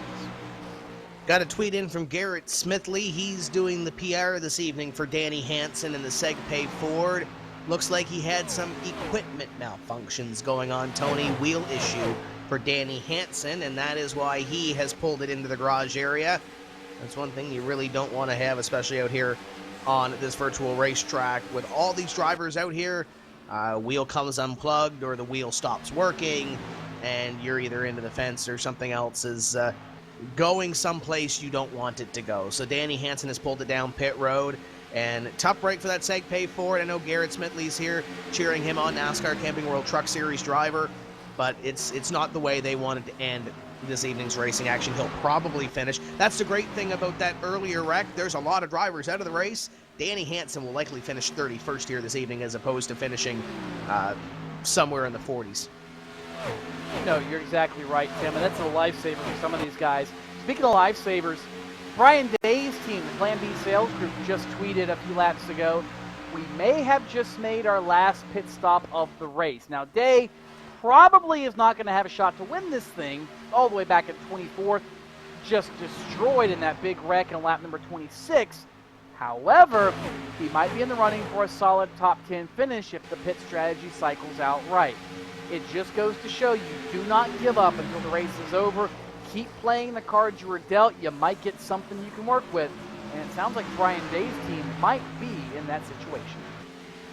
I think a lot of guys are in that situation, and right now it's like watching snakes in the grass. You're waiting to see which one's going to strike first and make them move based on their strike. That's not a bad thing, but it does make for a little bit slower racing than you see out here on the track.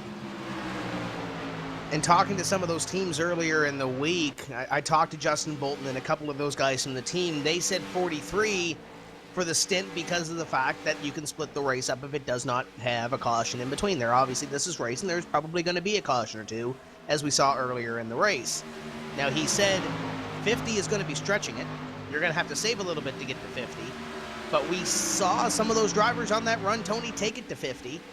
And if they came in at 76, they can certainly flip it around and do another 50 laps, albeit that first stint did have a caution lap or two in there with that lap 27 caution for the big wreck. Some of those guys are going to be close. I think some of those guys that pitted prior to 75, so guys that pitted on 72, 73, 74, are going to be close if they save. But I think the guys on the other side of it, and you mentioned a guy like Brian Day, you mentioned a guy like Landon Harrison, Justin Trombley, albeit he had the spin, was late coming down pit road. Some of those guys back there, they're a lot better off. If those guys up front do have to come down pit road and they don't, that might very well play out in their favor. As you mentioned, it might not be a winning strategy for some of those guys, but it might be a top 10 or top 5. And sometimes, Tim, that's all you need. When you know you don't have a winning car, you just want to finish better than you ran. That's the key sometimes, and sometimes that's the key to winning championships. Ask Tyler Hudson how that works out. He almost gave up at Talladega 2 years ago, and guess what? Got a caution, kept digging, was able to ultimately win the championship that year. But if he had gotten past, he already said he was going to give up in that race. It didn't happen. It played out in a way that was beneficial to him. So that's why you got to keep digging and make the most of your situation, Joe. The five of Conti now going off pit road, and I don't know if that was a scheduled stop for the Aboto Gaming cockpits machine. That might have been something they weren't prepared for. 2 tires for that number 5 machine. So it either might have been a caution on the field now, and I'm not sure where exactly the caution's coming from. It could be involved in the 93 of Byron Daly getting involved in it, as he's gonna go around, and that's gonna be the 4th caution flag of the night, guys. And I'm sure Byron Daly did not want to be that guy, but then again, he had help. And Tony, remember we talked a little bit earlier in the night about David Rattler? Oh, no. Yeah, we're talking about him again, and it's not for that good thing. He and Byron Daly come together, and I don't know who you can pin the blame on that one. It looked like the 93 came up, they're down, the 09 came up a little bit. They made, whatever way it happened, they made contact, and the 93 tried to save it, and then he ended up losing it at a corner number 2. And, you know, Byron Daly is one of those drivers, he doesn't like to be that guy that brings out the caution flag, so I'm sure he's beating himself up a little bit, whatever the case may be, or maybe he's a little upset at David Rattler. I don't know the case, but nevertheless, they made contact, and everything we talked about, pit strategy, everything, those papers that you have, Tony, throw them out the window. Yep, it's all about going fast now. We see some guys tape up. We might even see I doubt we'll see a two-tire stop, Joe, but we could. We're going to have about, 25 or so laps to go. It's an old-fashioned Saturday night, or in this case, Tuesday night shootout. We're going to see who is man and who is machine and who has got the man parts to go to the front and hold the pedal to the floor longer than anybody else. Here we come onto pit road. Kenny Humphrey will have no shame leading him down. Chad Lawton, Justin Bolton, Nick Ottinger, all down the attention of their crews. Rattler's going to go down there as well. Cody Bias, Kevin King, Brad Mahar, all looking for a little something extra to get these cars as fast as they can be for the final edge of this race. Humpy, the first pit stall, he will pull into his with ease. It looks like it's going to be a full four-tire stop for the 58 team. Left sides go, right sides go up. Check that. It should be left sides next. It'll be left sides next. It's in unison with everyone else behind him. Humpy, 4 brand new Goodyear tires, down and away, and he will be first one off pit road. Lawton, Bolton, and Nick Ottinger almost gets passed off pit road, but he will not. So top 5 comes out the same way they came in. And a quick stop there for David Rattler as well, as Rattler will take 4 tires and come out in position number 5. It looked like coming out of pit road, Tony, that Justin Bolton wanted position number 3. It looked like he had a little bit of a quicker pit stop than his teammate, and looks like he let Chad Lawton go, so he can start on the inside with Kenny Humpy. That might be a little bit of a strategy call there. Could be, although I have a feeling that those two are pretty confident with each other as far as what they know they can do. And I don't think that was as much a strategy call as it simply was just circumstances. But we'll find out how it all plays out when they go back green here in a few laps, Joe. Definitely will, and that should be the final pit stop of the night, unless we see another caution, which we might, because after all, cautions do breed cautions. Let's step away. We talked about these guys taking their final pit stop. We'll take our final pit stop here. Grab a drink, grab some popcorn. This one is going to be a good one to the finish. We'll have just over 25 laps to go when we return to Auto Club Speedway. Sorry, guys. I never would have thought making duck calls would have stirred up this much excitement. No kidding. You gotta put up here. Shortcut time! That's what I'm talking about. You sure this is a good idea? Oh, yeah. I got this. I can't guarantee you how this will end, but Pete can guarantee your radiator for life. Introducing the Peak Run True Guarantee. Check it out at peakguarantee.com.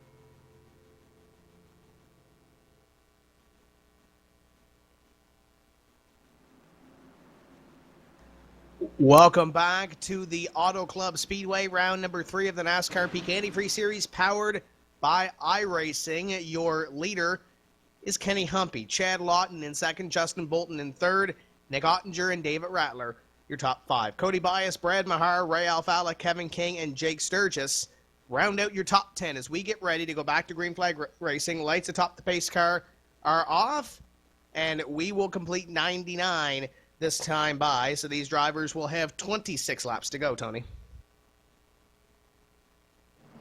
Yeah, it's going to be interesting, Tim, to see how it plays out because fuel strategy's out the window, tires are out the window. It's all about, as I said earlier, man parts and horsepower. How much of both do you have, and can you plant it to the ground and make it go fast? I think you're both wrong here because I do think that there's a opportunity for the conservation game to be played, but the question is who's going to play it. And I think your top 5 there, that group of 4 that have been so powerful all night tonight, they're going to be the ones who dictate how it goes. Pace car's off. Let's go back to racing. Green flag back out. Great start by your top 3, leaving everybody else in the dust, at least for the time being. Bias will find his way to position number 5. Ottinger in 4th, and then the team occupying your top 3 positions. Top 5 single file, everybody else trying to find a place to run.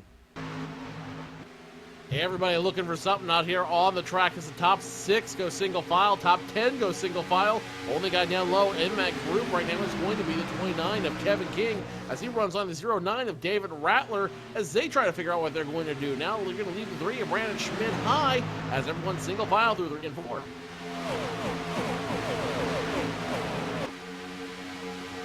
Down the front straightaway we run as Joe mentioned, everybody in the front single file, up back into about Ryan Lowe as he battles side by side with the 47 of Chris Overland. Up in front, top 3 continue to break away a little bit, and they will come up on some lap traffic as well. That is their teammate, Steven Gilbert, will fall a lap down. But Tony, this is where things get exciting behind them as they go at it for position around 10th place.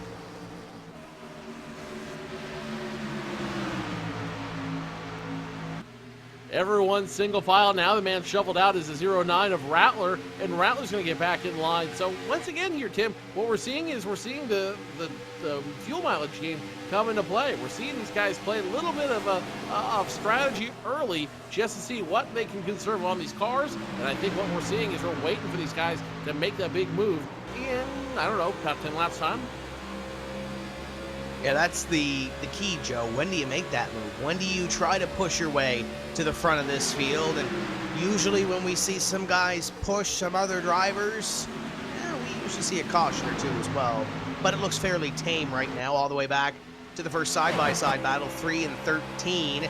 Battling back here for about 12th place behind Ryan Lowe in the number 38 car as the 3 tries to make the move on the 13. The 13 was up in the top 10, Joe. Falling back outside the top 10 now to about 13th place. The 13 cometh and the 13 goeth as now the 13 struggles to try to stay in that top 10. Not going to happen. He's going to get a little pressure from Tyler Hill, who's got some heavy rear end damage on that number 9 machine. Tom Lewandowski might be able to take advantage. No, it's going to be a 13 now. Brad Bahar trying to get around the 3 of Brandon Schmidt.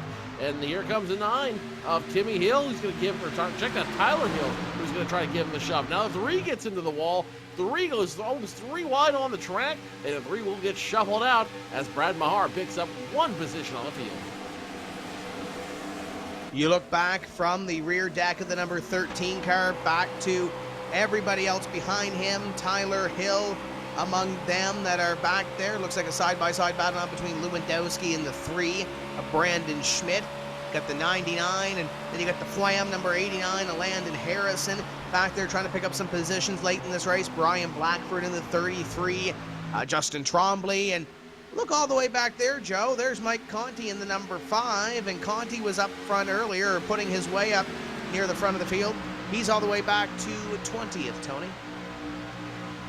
Yeah, and Conti's been up and down all night, Joe, and really the way this is looking right now, it might not work out to his benefit. Could have been a lot worse. There were a couple of times he could have or should have been involved in incidents, so to still be running is a plus for Michael Conti. But I know he doesn't want to be running here where he is right now as he tries to work his way forward.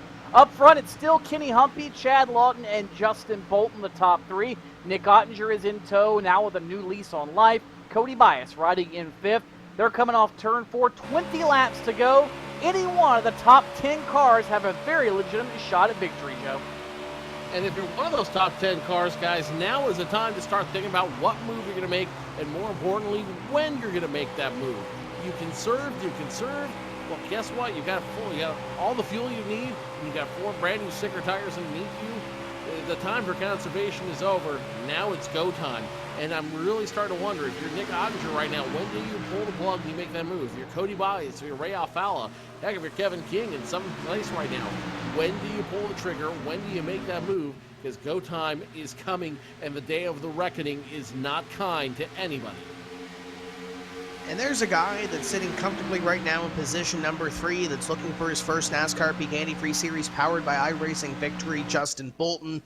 And he came on strong at the end of last year, was strong at the start of this year when he started with Cody Bias Racing. He and Cody went to the team, and he is renowned, Tony, at least during the offseason, as one of those keen setup builders, can build a setup at whatever racetrack and put it to good use. And he's been able to drive those setups to the front of the field, but hasn't been able to pull off that victory, at least in this series. We've seen him win in the Class B series, the Open Class A series, but not in this NASCAR Peak Antifreeze series. Could this be the night Justin Bolton gets his first win? Very well could be, Tim. He's good. He's got experience in the NASCAR Wheel and All-American Series as well. He knows how to get the job done. Came from U.S. Legends cars. He's been in about everything he could be in at his age. Very solid driver, very great young man, and he is well within striking distance. I think that car, Joe, has enough short-run speed. Remember, this is only a 30-lap dash to the checker, really 25, that he might be able to overtake Humpy and Lawton. He's going to have to abuse his stuff to do it. But guess what? It doesn't have to last a full fuel run. Just half of it. And it looks like he might be closing in as we work back to turn 1. Let's run on the roof cam right now. The driver running in third, and that is Justin Bolton. You see that gap between Bolton and your top 2 drivers, Chad Lawton and Kenny Humvee. Now that gap is variable. It could start closing down on it any second now. But you need the help of Nick Ottinger. Why? Because remember, this track runs like a super speedway. If you can catch up to these guys by hooking onto their draft, but if you got someone giving you a tailwind of your own, you're going to hook up with them a whole lot faster. They'll come by this time and complete lap 109. Your top 2 getting a little bit racy for the lead position. Chad Lawton in 26. The 58 is Kenny Humpy, 26, looking low. And nothing doing there. Going into corner number 1, maybe trying to poke out, get a little bit of air into that race car. There's another adjustment, Tony, that these guys may have made. They may have put a little more tape on that final pit stop. So maybe those guys, some of them may be running a little bit toasty. Could be, Tim, but guess what? Now the risk is worth the reward, the extra downforce. When a car that, remember, has a lot less downforce now with the new rules package. Any bit of downforce you can get helps you through the center of the corner and ultimately means more straightaway speed. All that together means quicker lap times, which means you go faster and you have a better shot at finishing higher in the running order. But you might cook it. I don't know. I think I'm going to take the gamble. Guts and glory. No guts, no glory. You have a little bit of guts to make things happen here at Auto Club Speedway as Lawton continues to stalk Kenny Humpy. You're right on board Humpy, and look, he is there. The jaws of Chad Lawton are open. The tongue is licking the lips. He smells blood. The question is, can he reel the big fish in? That is the $64,000 question, is it? Now, the only reason why I would be aggressive at this point, especially if my name ends with Ottinger or Bolton, is because up front is Kenny Humpy, the man who won 2 weeks ago, and 2 consecutive wins is a huge shot in the arm for what could be a championship season. Considering that guy is now going to have a huge points advantage over me, you're darn right I'm going to drive the wheels off my car in order to catch up to him and see what I can do to try to knock him off his pedestal and get me some bonus points. That's the biggest reason why I want to drive the wheels off it right now. If I'm Kenny Humpy or Chad Lawton, I'm in cruise control saying, come get me, boys. You only got a little over 10 laps to do it. And in championship form, sitting back there in position number 5 is Ray Alfala. You ride in car with the 26 of Chad Lawton, looking up at Kenny Humpy for the lead position, but just quietly along in position number 5 is Ray Alfala right now. He's got Cody Bias behind him in the number 27 car, and Ray and Cody run the same way that they do on the racetrack as they do in the point standings, Tony. They're both 5th and 6th on the racetrack. They're both 5th and 6th in that order in the point standings coming into this evening. So they're running where they have, per se, when you look at points, the last 2 races. But Cody Bias, with that new team change, wants to get up and pick up a couple more spots here and get himself into the top 5. Ray Alfala rebounding from Las Vegas 2 weeks ago after that wreck. And he's looking to get back to where he was at Daytona, where he won. It's going to come down to these next 12 laps as we work lap number 114. And 12 laps will go by in a hurry here at Auto Club Speedway. Only 40 seconds or so per lap. You don't have a lot of time to get the job done. So if you're going to make something happen, you've got to make it happen now. Whether that is for something in the top 5 or all the way back in 25th. The longer you go, the more spread out the field gets, the harder it is to pick up positions. It's go or go home as we come down to get the 11 lap to go signal. It is go or go home. You're absolutely right. And guess who's going right now? Kenny Humpy, Chad Lawton. That gap is starting to increase between those two drivers and Justin Bolton. Last time around, 0.7 of a second. Nick Ottinger is a full second away from the back bumper of Kenny Humpy. So this is going to be a go or go home. You're absolutely right. But it's going to be go for Kenny Humpy and Chad Lawton and go home for everybody else. Lawton on that back bumper of Humpy looking to possibly make a move on his teammate. Where do you make the move? When do you do it? This time by 10 laps of racing to go at the California Auto Club Speedway right here, as we got about a second or so back now to Justin Bolton and Nick Ottinger. And actually, Bolton was a little bit faster than the leader that last time by, gained a little bit of time, but he's going to have to pick it up a little bit more if he wants to be there by the end of this race. Looking back half of the top 10 right now, Tony, just before we get down to the finish of this race, you got Kevin King in 7th, Chris Overland 8th, Jake Sturgis 9th, and Brad Mahar in 10th, and Ryan Lowe, after having that little slide earlier, still sitting back in P11. So not a bad run for him either. No, it really isn't. And, you know, guys we've talked about have been up and down, like Ryan Lowe, Brad Mahar. Sturgis has been up and down. Overland, Kevin King. So many drivers have been up and down throughout the night. And now it's time to be on the up if you're going to be on the right part of the cycle. They certainly have it. Even Timo Ivonen, who was involved in the crash early, he's fought back inside the top 15. And up front, Chad Lawton is trying to be on the up cycle of the top 2. Still trying to thrash and find a way around Kenny Humpy. Not going to happen, though, as Kenny Humpy continues to push him back. And those two drivers continue to push back everyone else. Last time around, they were 0.2 of a second faster than Bolton. This time around, what can those two drivers do? The gap between them shortens. The gap between everyone else, still 0.2 of a second. Yeah, you can see that battle there. One small mistake could very well put the hands of the win in the hands of Justin Bolton. You got Nick Ottinger back there as well, just behind the number 36. I'm sure he's licking his chops trying to get up there to that number 36 to gain one more position out of this Auto Club Speedway. 118 being worked on the board will come by this time to complete number 118. Problems further back. Brandon Schmidt just about caught a problem. And guess what? It's a whole hornet's nest back there. You've got the number 17 of Justin Trombley, Tyler Hill, Schmidt, Rattler. There's 6-7 cars right there in the middle of that fracas, and it could turn bad at any moment. The guys up front, they know this, Joe. We're getting down to the point where if the caution comes out, the race is over. If you're Chad Lawton or Nick Ottinger or Justin Bolton and you've got anything for Kenny Humpy, go, dude, go. I mean, you're out of laps.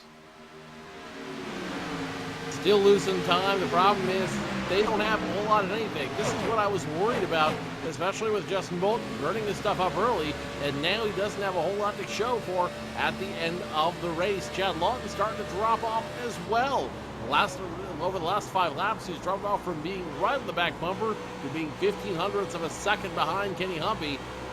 If a yellow flag doesn't come out, and even if it does at this point, Kenny Humpy could walk away with this one very easily. If it happened. Trying to take his second consecutive win in this NASCAR Peak Antifreeze Series season, but on the other side of it too, they're working on a caution back here, boys. Around the 9-17, we saw that battle a little bit earlier. There they go side by side. David Rattler's on the outside of Ivonen. You got the 16 in this mix. You got the 3 of Brandon Schmidt, 3 wide down the front straightaway. Almost a little bit of contact between the 17 and the 9 as they got the 3 of Schmidt to the inside. This is a bomb waiting to go off, Tony. There it, I thought, went. Timo Avonen drove a little deep in the corner back there, almost got into Justin Trombley. But yes, this is a ticking time bomb. The only question is, how long is the fuse? When's the clock set for? Oh, watch out, Rattler. I'm starting to hear rattles right now of a rattlesnake, because that's what this is starting to sound like. Danger. Danger in the brush. Oh, boy, this could play havoc with the outcome of this one, Joe. Guys, something very critical to remember right now that I usually remind of everyone at this point at the end of the race. There is no overdrive finish in the NASCAR Big Antifreeze Series. There is no attempt at green, white, yellow. If the caution flag comes out now, they will go back to the line and race is over for all intents and purposes. So, even if a caution flag comes out, the only person that might benefit is Chad Lawton. Kenny Humpy, he's getting ready. Cue the band, because he's getting ready to walk away with it. Should take a very quick look back at this battle between the 33 and the 5. They're down to the apron, down the back straightaway. The 5, a Conti. 33, a Brian Blackford. Wow. That's been brewing for a few laps. Blackford's been trying to play a couple of lines there. Conti's been trying to get by. It closes in Byron Daly. It closes in Adam Gilliland and Landon Harrison. Tony, that's asking to be a caution too, and it might be before we're done. Got pretty close. Byron Daly almost got into Conti. Conti now nearly cuts off Adam Gilliland. You've got Landon Harrison in the middle of that group. All this happening with just a handful of laps to go. Daly now gets into Blackford. This is the second time they've had issues this year, and again continues to chase him down the apron. Remember when we saw this last at Daytona, it did not end well for Daly. Looks like their score has not been settled, and Michael Conti going to get by both of them. Now Daly under fire from Adam Gilliland. All this is back for 18th on back. You'd think they're racing for the win, Joe. You would think, but as I said earlier, racers have memories. Now the 5 makes contact. The 5-mile contact makes contact with a 33 of Blackford. Blackford almost thinks about spinning the 5. Not going to happen that time by Byron Daly. Still on his back bumper. Harrison and Gilliland watching all the melee from the decks of their cars. White flag at a corner number 4, so as soon as Humpy takes the white flag here, that's going to be the deciding flag as the 33 and 93 get at it. There's the white flag, though, for Kenny Humpy. Humpy and Lawton on the final lap of this event at the Auto Club Speedway. Regardless what happens behind them, they will race back to the checkered flag to decide this event. Kenny Humpy, 2 weeks ago, won at the Las Vegas Motor Speedway. Chad Lawton on the team as well, trying to win his first race of the season and move a little closer to the top of the board when it comes to the championship point standings. But through 3 and 4, you look back to Chad Lawton in the number 26. He's not going to get there at a corner number 4, checkered flag in the wind, and for 2 weeks in a row, it's going to go to Kenny Humpy in car number 58. Lawton comes home in position number 2. The podium is swept by the team. Justin Bolton comes home in position number 3. Alfala Ottinger, top 5. And Blackford and Daly, they're in the grass for that position. Conti tried to pass the 33, Brian Blackford, and he did not get it. Well, I don't think that's over. 5 gets up to the 33, gives him a little bit of a shot. The 93 of Byron Daly, not happy with him. That's definitely not over. There was a team in the offseason that had an issue, and they had been called to the big red trailer, or whatever color. I guess it's blue because we're peak antifreeze blue. They've all been called to the trailer to have a conversation with Shannon Whitmore. That I'd like to be a fly on the wall in that that trailer room, Tim. That was fierce racing, no doubt. But here's the thing, Joe. You know those guys, yes, the racing up front was great, but the racing in the back was even crazier and even more spectacular to watch because Brian Blackford, Byron Daly, Michael Conti, they apparently have scores with each other to settle, but they have enough respect for one another not to wreck each other. They roughed each other up, they moved each other around, they made a show out of it, but they didn't crash one another. It shows you the talent and the respect they do have for one another, even with their disagreement. But back up front, Kenny Humpy, he has put a stamp on this season that if you are going to win the NASCAR Peak Antifreeze Championship, you will have to go through the team, and in particular, Kenny Humpy. Yeah, tonight's race was definitely one that sent a lot of messages and set the tone for what's going to be arguably the most explosive season yet to come. Well, with everything that's gone on, Kenny Humpy has gone to victory lane here this evening, and the team has swept the top 3 positions. We are going to step away for just a few moments' time, and we will bring you back with the post-race show, some of the fireworks, and make sure that big blue trailer doesn't burn down in the infield. We'll be right back here on iRacing Live.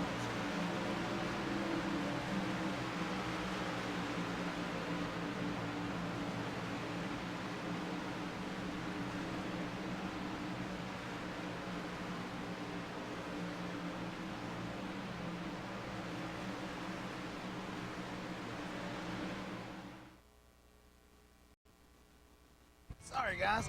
I never would have thought making duck calls would have stirred up this much excitement. No kidding. Got him coming up here. Shortcut time! That's what I'm talking about. You sure this is a good idea? Oh, yeah. I got this. I can't guarantee how this will end, but Pete can guarantee your radiator for life. Introducing the Peak Run True Guarantee. Check it out at peakguarantee.com.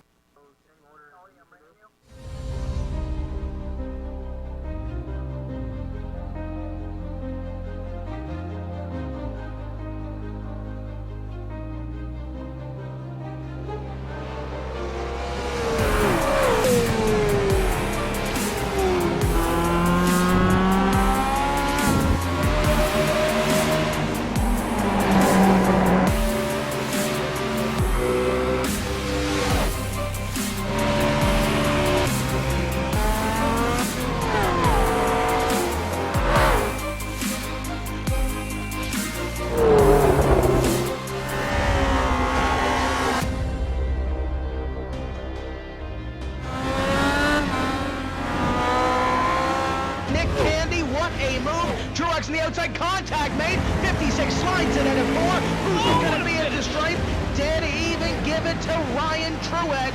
Truex is your winner over Tandy.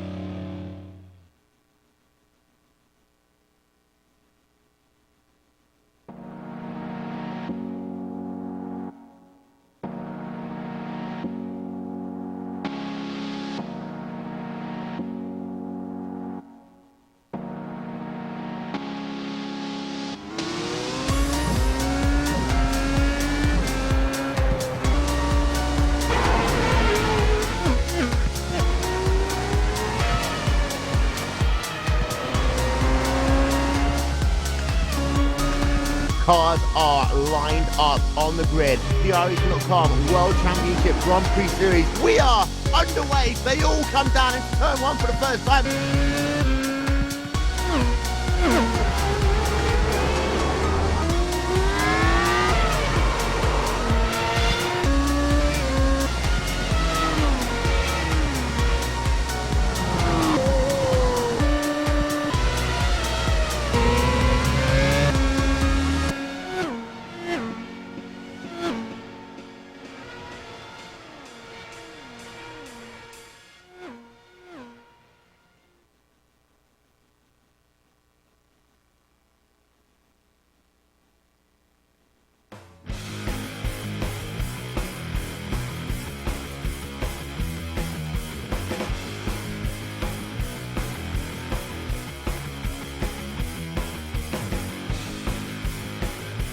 Welcome back to round number 3 of the Auto Club Speedway, the NASCAR Peak Antifreeze Series powered by iRacing. As the guys get ready in the studio, we are going to go down to Victory Lane and chat with Kenny Humpy, driver of the number 58. It's 2 in a row, Kenny. Welcome back to Victory Lane. Oh, it's good to be back, but, I just got to give a huge thanks to everybody on the team for just putting together this setup, man. We were just flying out there all week, and I can't thank Jared and all the guys on the team. There's too many to sit here and mention, but just all you guys and Carl Taylor for spotting that whole race. We just had a rocket ship out there, and then we just had to, bring it home there, and luckily we were able to do that. While we're on the subject, top 3 sweep for the team and everything that happened the last 2 weeks, how big of an addition was Justin Bolton and Cody Bias? Oh, they were huge. Whenever you can bring some more ideas in, from other teams that maybe we never tried, or certain things that we never got to try, we can see that now. We can kind of mesh our ideas together, and I think it paid off huge, as you can see tonight. We swept the top 3, and I think we had 2 more in the top 10. So, it's just a really good night for the team, and I just can't thank those guys enough. How much pressure was Chad Lawton putting on you at the end of that race? Oh, he was all over me. He drove an awesome race as well, and I don't know how much pressure there was. There was definitely a lot of pressure. We were racing hard, but the way this draft works, we were just trying to get ourselves, spread out a little bit, just trying to get that every little bit away, so that we could, kind of break that draft and kind of race amongst ourselves. And it was fun racing him. He didn't let me make a mistake out there, and luckily I was able to keep it off the wall and keep it straight. He did a hell of a job. 2 weeks' time, we're going to head to the Texas Motor Speedway. This new rules package that we have on this race car, how is it going to affect the mile-and-a-half program when we go to a track like Texas? I think it'll be the same as it was tonight. Kind of, we'll all be pretty close in times in first, 15, 20, 25 laps into a run, and then after that, if your car's handling good enough, you'll see a certain few kind of break away. I'm not sure how else it'll change. This just the way it is right now. Handling of the car is just so much better when you're behind people. You can actually save your tires a lot just by being right in second. And even with that tonight, we just had such a fast car. It really didn't matter. Second win of the season in only 3 races. Kenny Humpy coming home with the victory. Going to go to the studio now with Tony Stevens and Joe Cortez. Thanks, Tim. It was a very, very fun race tonight, no doubt. And to see Kenny Humpy dominate the way that he did, Joe, I think as we said before we went to break, this is a stamp by Kenny Humpy on this season to say, I will not be denied, I will be the guy to beat, and you're going to have to come through me to win a championship. Do you agree? Oh, absolutely. What I agree with is tonight was a statement. Tonight, Kenny Humpy and the team made a huge statement. But more importantly than that, you saw a lot of other guys making some very bold statements out there as well about how they're going to race the rest of this season. Get ready for the most raucous season in NASCAR Peak Antifreeze Series powered by iRacing history. And Tony, that's not a bad thing. No, it really isn't. Well, let's go back out. Tim Terry, he's the workhorse today because, well, he's got to burn off those snow calories somehow from being stuck in Canada and those feet and feet of snow. Tim, sounds like you got second place right next to you. I'm over here working with the team. I've caught up with Chad Lawton, driver of the number 26, coming home in position number 2. You had your teammate in front of you, Chad. How hard were you pushing him to try to take away that win? I was just following in his draft. I knew he was a little bit faster. He's been all week. Just trying to stay with him, and I wasn't going to do anything crazy. He's my teammate, but if he would have made a mistake, I would have pounced on it and tried to get by him. But for those last 26, 25 laps or whatever, he ran a really good race and didn't make any mistakes. And I'm just congratulations to him on his second victory, and want to give Justin Bolton a big shout out for third place, and also a happy birthday, bud. Let's talk about this race. We had a bunch of cautions at the start, 3 cautions in 27 laps, and then we had a long green flag run and 1 caution to really end off this race in the middle portion of that run. Did you expect it to run green at the end? Did you expect those cautions at the first? Did you guys plan any race strategy around this? Our race strategy was hoping the whole race went green. And it was looking that way, I believe, at the beginning.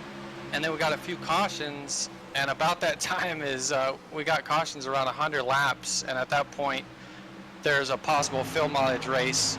And it was looking to be so. I think some of my teammates were saying that Ray and Sturgis, they're looking pretty good on field to make it. Most of us on the team knew we had to stop one more time. So, I mean, luckily the caution came out our way, and we were able to come down pit road and get out there in the top 3 and get a good restart and kind of just draft Kenny to help him or let him pull us around the track and pull away from everybody else. Before we let you go, when does the work start for Texas? Because after this evening, you're going to be second in points. I'm sure we'll give it a few days. We put in a lot of effort into California and trying to learn this new build, and I think with all the knowledge and the acquisitions that we've got from Cody Bias and Justin Bolden, I don't see why we wouldn't be fast at every mile and a half and possible other tracks. We got a lot of smart guys, and we'll give it a break, about 2 or 3 days, and then I'm sure we'll start working on bases, and then about a week before the race, we'll really dive into it. There's Chad Lawton coming home in position number 2. I believe Tony Stevens has caught up with the 3rd member of the team and also the birthday boy this evening, Justin Bolton. Yeah, happy birthday to Justin Bolton. But, Justin, is this the way you wanted your birthday to turn out? Are you happy with 3rd, or is there maybe something else you now know you could have done differently to end up where Kenny Humpy is in victory lane? Yeah, I'm pretty happy with 3rd. CHI Overhead Doors Chevrolet was pretty good all night. Didn't have anything for those guys, Kenny or Chad, but I just got to thank everyone on the team for giving Cody and myself this opportunity, first of all, but all the work they put into these cars, and they're the best of the best out here on here, and we definitely showed it tonight, but just had a great car, just a little bit short from those guys.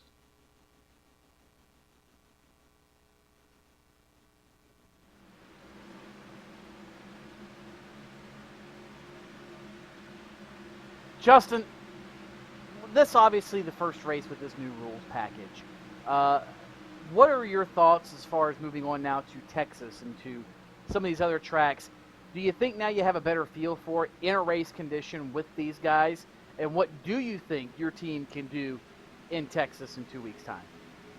Yeah, definitely the new rules package, getting a race under my belt with, the best guys on iRacing, and, all the testing we've done and everything we've learned over the past week and a half. We're definitely going to have a grasp on it for Texas and the weeks to come. But, draft is just so big now, with it not upsetting the car whenever you're directly behind someone and actually helping you. First 20, 25 laps, you'll see a lot of guys just stay real close together, like Kenny said. And, after that, just like tonight, it'll show, who has the better cars. And, sometimes they'll pull away, and the other guys will fall back more and more. But just looking forward to Texas, another mile and a half. Maybe draft won't play as much, but we'll see when we get there. That we certainly will, Justin. I have a feeling we'll see you up towards the front of the field as well. Justin Bolton finishes 3rd here tonight at Auto Club Speedway. I believe either Joe Cortez or Tim Terry one has got somebody else in the top 5, guys. Thank you, Tony Stevens, for acknowledging my presence again tonight. Ray Alfalla finishing 4th tonight in the Snowco Productions Ford. Ray, not a bad season start. 1st at Daytona, 4th here. The big track's going to be good to you. Yeah. The snow cone was pretty fast tonight. I was quite happy with the performance. Everybody at Last Row and Slip Angle put in a lot of effort and a lot of laps. It's tough to beat the guys on the team. They pretty much dominated today. They took the top 3 spots, and at one point I think they were all like in the top 7 or something. So I thought we were around 2nd or 3rd best overall, but coming home with 4th feels pretty good. A little bittersweet. We were actually probably going to win that race if it stayed green on fuel mileage. But that would have been nice. But we'll take a 4th for sure. Real quick, after tonight's track, you have 3 real weird tracks. Texas in 2 weeks, followed by Richmond, followed by the tricky triangle to open up May. Kind of a weird transition. Any thoughts on how you're going to manage that? They're not weird. Like Jake Sturgill says, they're all circles, right?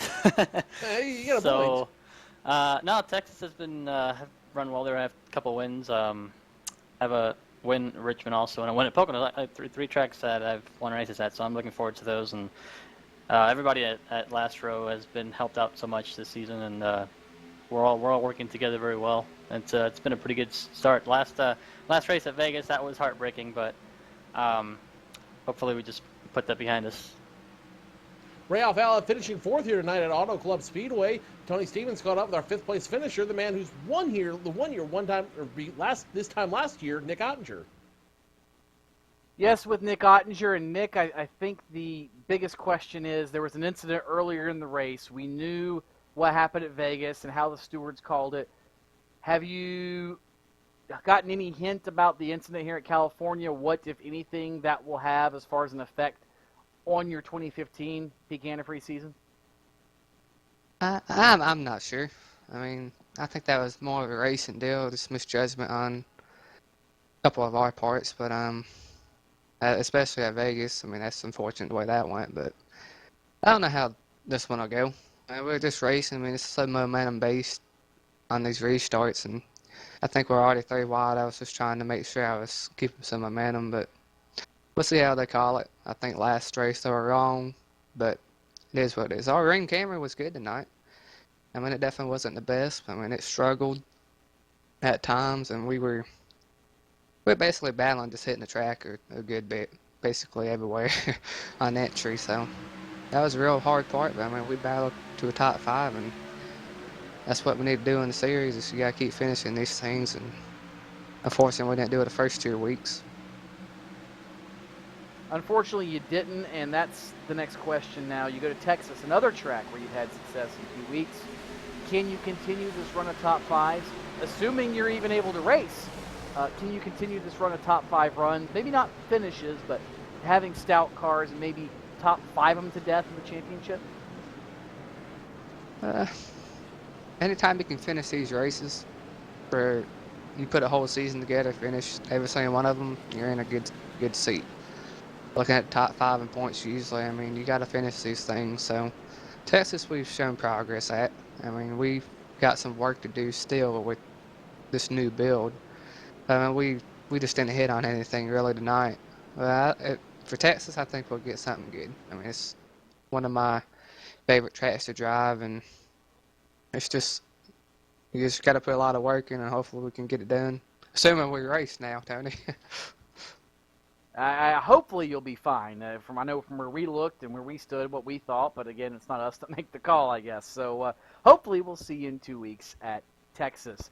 I believe that Kevin King is also hanging around, and he wants a little bit of mic time, guys. Well, we had tried to catch up with one of those drivers that was involved in that incident coming to the checkered flag, whether it was Blackford or Byron or Michael Conti or somebody in that mix that was there.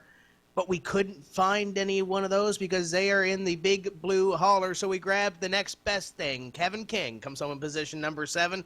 That car was stout all night long. Talk about your run. Yeah, it's pretty good. I mean, started up front sort of for the most part. I think I started 9th or something, which is pretty good. Didn't quite have the speed as most of the other guys, I think. I just didn't have as much laps, and so that's pretty much on me. But they gave me, obviously, a really good car. I got loose once and fell back a little bit. And then towards the middle of the race, I always do this here for whatever reason. I was just kind of just running my line and following Ray, and I just smashed the wall. And that really hurt it, because after that I was down a couple mile an hour down the straightaway. And it's really hard to try to get that back, because you might get it back in the corner, but you lose it all in the straightaway, especially with the jack. So to come home 7th after that was really good. Didn't have a really good Vegas race because of I guess some pit issues. But for here, the guys had a really good car. Obviously, we just showed everyone kind of what we're capable of, and we're just rolling with it. With everything that's gone on this last week, it's a rebound race for you. Is this where you turn around your season, especially with those additions of Cody Bias and Justin Bolton? Yeah, it always seemed to start off really slow, and I don't know if it's just getting back in the groove, or it's just, I don't know. The last couple seasons, it's always seemed to be that way, and Texas is typically the race where I kind of um, pick it up. Last year, I was able to win when Chad and Ray got into it, and I had a pretty good season, I think, for the most part after that until some wrecks late. Um, but I just feel like the guys that we have now, man, like we started this thing, Rich and I, we said, we want a core group of guys that are loyal, they don't get into all the BS, the drama, and all that stuff, and we want to just have fun. And we have, literally, in my eyes, some of the best people that you could race with, you can have fun with, you can talk setups, you can do everything. We're all pretty much equal in speed except Kenny. Um, but it's pretty incredible how it all came to be, and I'm really, really excited to see which one of us, can go all the way. Because I think out of the 7 guys or 8 guys, 9 guys, I guess we have in DWC now, that one of them can be up there towards the end of the season, and that's really what it's about, is just helping each other out and getting better each week. And so we have guys in the background that people don't know about. Jared Crawford, one of the best setup makers out there. He's helping us tremendously, and we're just rolling with it, man. It's really awesome. Now, before we let you go, because we're running short on time here, I saw some hats. How do you get the hats on sale? Are the team hats going to be on sale? Yeah, you know what? I had one done for me, and I'm gonna get some done for the guys on the team. But JD said we should do some type of giveaway or something. I don't know about that quite yet. I'll have to talk to the guys if they want to do something like that. I don't want to make it sound like we're superstars or whatnot, but I like the logo. I like the hat that I put them on. It looks really cool. It feels really good. So maybe if people are into it, they could maybe send me a message on Facebook or wherever, and if they'd be willing to do something like that, it wouldn't cost them anything. But if people would like something like that, I could definitely make that happen or something. And that's Kevin King coming home this evening with position number 7. But when you look at the team, Kenny Humpy first, Chad Lawton second, Justin Bolton third, Cody Bias back in 6th, Kevin King back in position number 7. That's not a bad outing for the team here this evening. And it's a better outing, gentlemen, than what some other drivers had. Brian Schoenberg is not happy with Taylor Hurst. The meeting is still ongoing between series official, head official Shannon Whitmore, defending champion Michael Conti, and Byron Daly with what happened with Brian Blackford. I'm sure we're going to hear about that coming up in 2 weeks' time when the series rolls to the Texas Motor Speedway. But the big story is Kenny Humpy. Last 2 wins on this series have gone to the number 58 car, and they are going to be on that roll when they come into Texas. And gentlemen, I know we got a lot of exciting things coming up. We mentioned the SK Modified race coming up here next Tuesday on fanschoice.tv. A little bit of short track racing action, but also the iRacing World Championship Grand Prix Series. It's the Drivers' World Championship of Road Racing coming to PSR TV coming up on Saturday. That's a 10 a.m. start. So if you want to get some sim racing action, whether it is on the road or whether it is on the oval, you're going to want to be here for it. I can't wait for this next NASCAR Peak Antifreeze Series race powered by iRacing, because those rivalries that we talked about earlier, that water under the bridge that might have froze, the ice just might have cracked. I think we're ready for a thaw. I think you're exactly right, Tim. And I'll tell you one thing. I got my phone in hand. I'm all over Twitter right now. This is good stuff. If you haven't joined the conversation, hashtag #InPass, it's getting rich. Fastlane Motorsports is in here tweeting. Gale Force Racing. Luis Calderon is on here talking about the finish. Brandon Wright, Timo Ivonen. All kinds of people joining the discussion right now on Twitter under hashtag #Impasse. It's getting deep. It's getting deep, and just like you said, Tim, all the rivalries, all the battles, the whole deal, all on Twitter right now. Certainly something to keep up with, and it's one thing that makes this sport and this series so exciting and so fun to cover, Joe, is all the rivalries, all the guys that get into each other, that start getting mad at one another. And you wouldn't expect this at California at Auto Club Speedway. This is a 2-mile oval. We get strung out and we just make laps and have a fuel mileage race. Oh no. Oh no. We're beating and banging and rubbing and sending people into the grass and being called to the big blue trailer. What in the world happened tonight?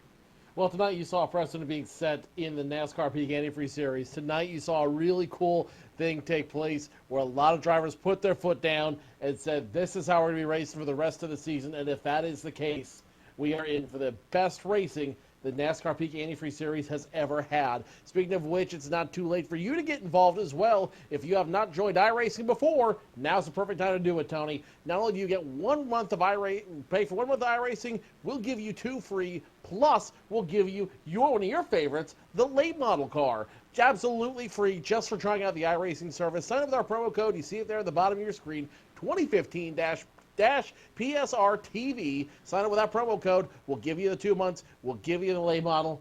And you, too, can find yourself in the middle of this fracas, if you will.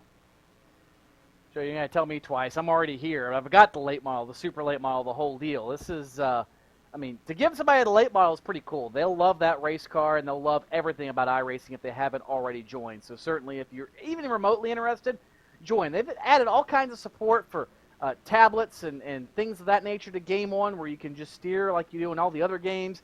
And it's not quite the same experience as having the wheel that we certainly recommend you get, but at least get you a taste of it, and then you'll get hooked, and you'll definitely want to buy a few more pieces of equipment to run with. Joe, looking at tonight, though, you talked about how these guys, they've set the precedent of how they want to be raced. Be that Brian Blackford, Byron Daly, any of those guys in this final few lap fracases that we saw, or whether it was Kenny Humpy or Chad Lawton or Justin Bolton saying, you've got to come through us to win a championship this year. What does this mean for Texas, do you think? 1.5-mile racetrack, new rules package, and new rivalries. And I think that's the biggest thing we need to keep in mind. These guys are going to race each other different at Texas than they did for the first part of the night. This could be quite interesting as we move on to some of the different tracks throughout the year. Well, as Ray Alfalla said, they are all circles. That is the only thing in common that we're going to see for the next few weeks here on PSR TV and AdvancedChoice.tv. But if tonight's race was any indication of what's coming, grab your cowboy hat, grab your pistols, because we're going to have a shootout in Texas. It's going to be fun. Do not want to miss it. And for that matter, I don't want to miss iRacing night next Tuesday night right here at iRacing Live, Fans Choice TV, and PSR TV. We're taking SK Modifieds to Lanier. Oh, yeah. Short track racing here on iRacing Live and Fans Choice. Cannot go wrong with that combination. Nonetheless, on behalf of Joe Cortez, Tim Terry, Ian Bushing, the entire PSR TV staff, my name is Tony Stevens, saying we'll see you right here next week, same time, same channel for iRacing Night from Lanier Speedway in Georgia. Good night, everybody.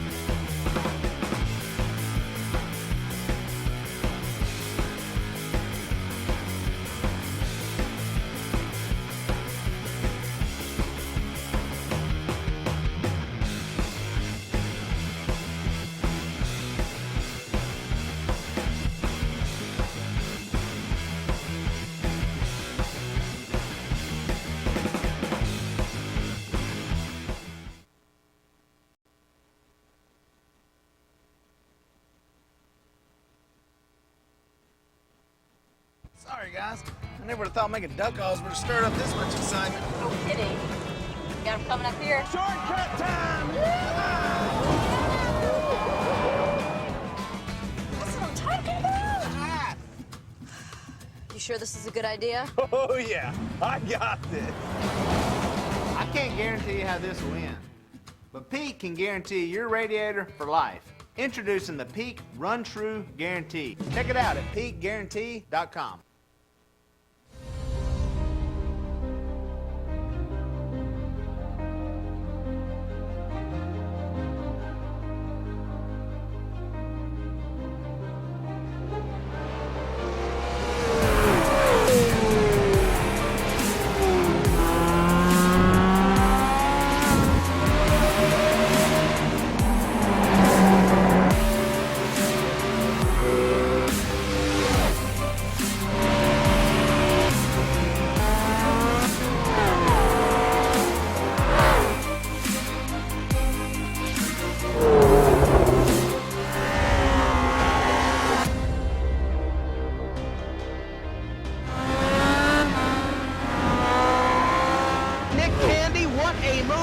On the outside, contact made. 56 slides it at a 4. Who's going to be at the stripe? Dead even. Give it to Ryan Truex. Truex is your winner over Tandy.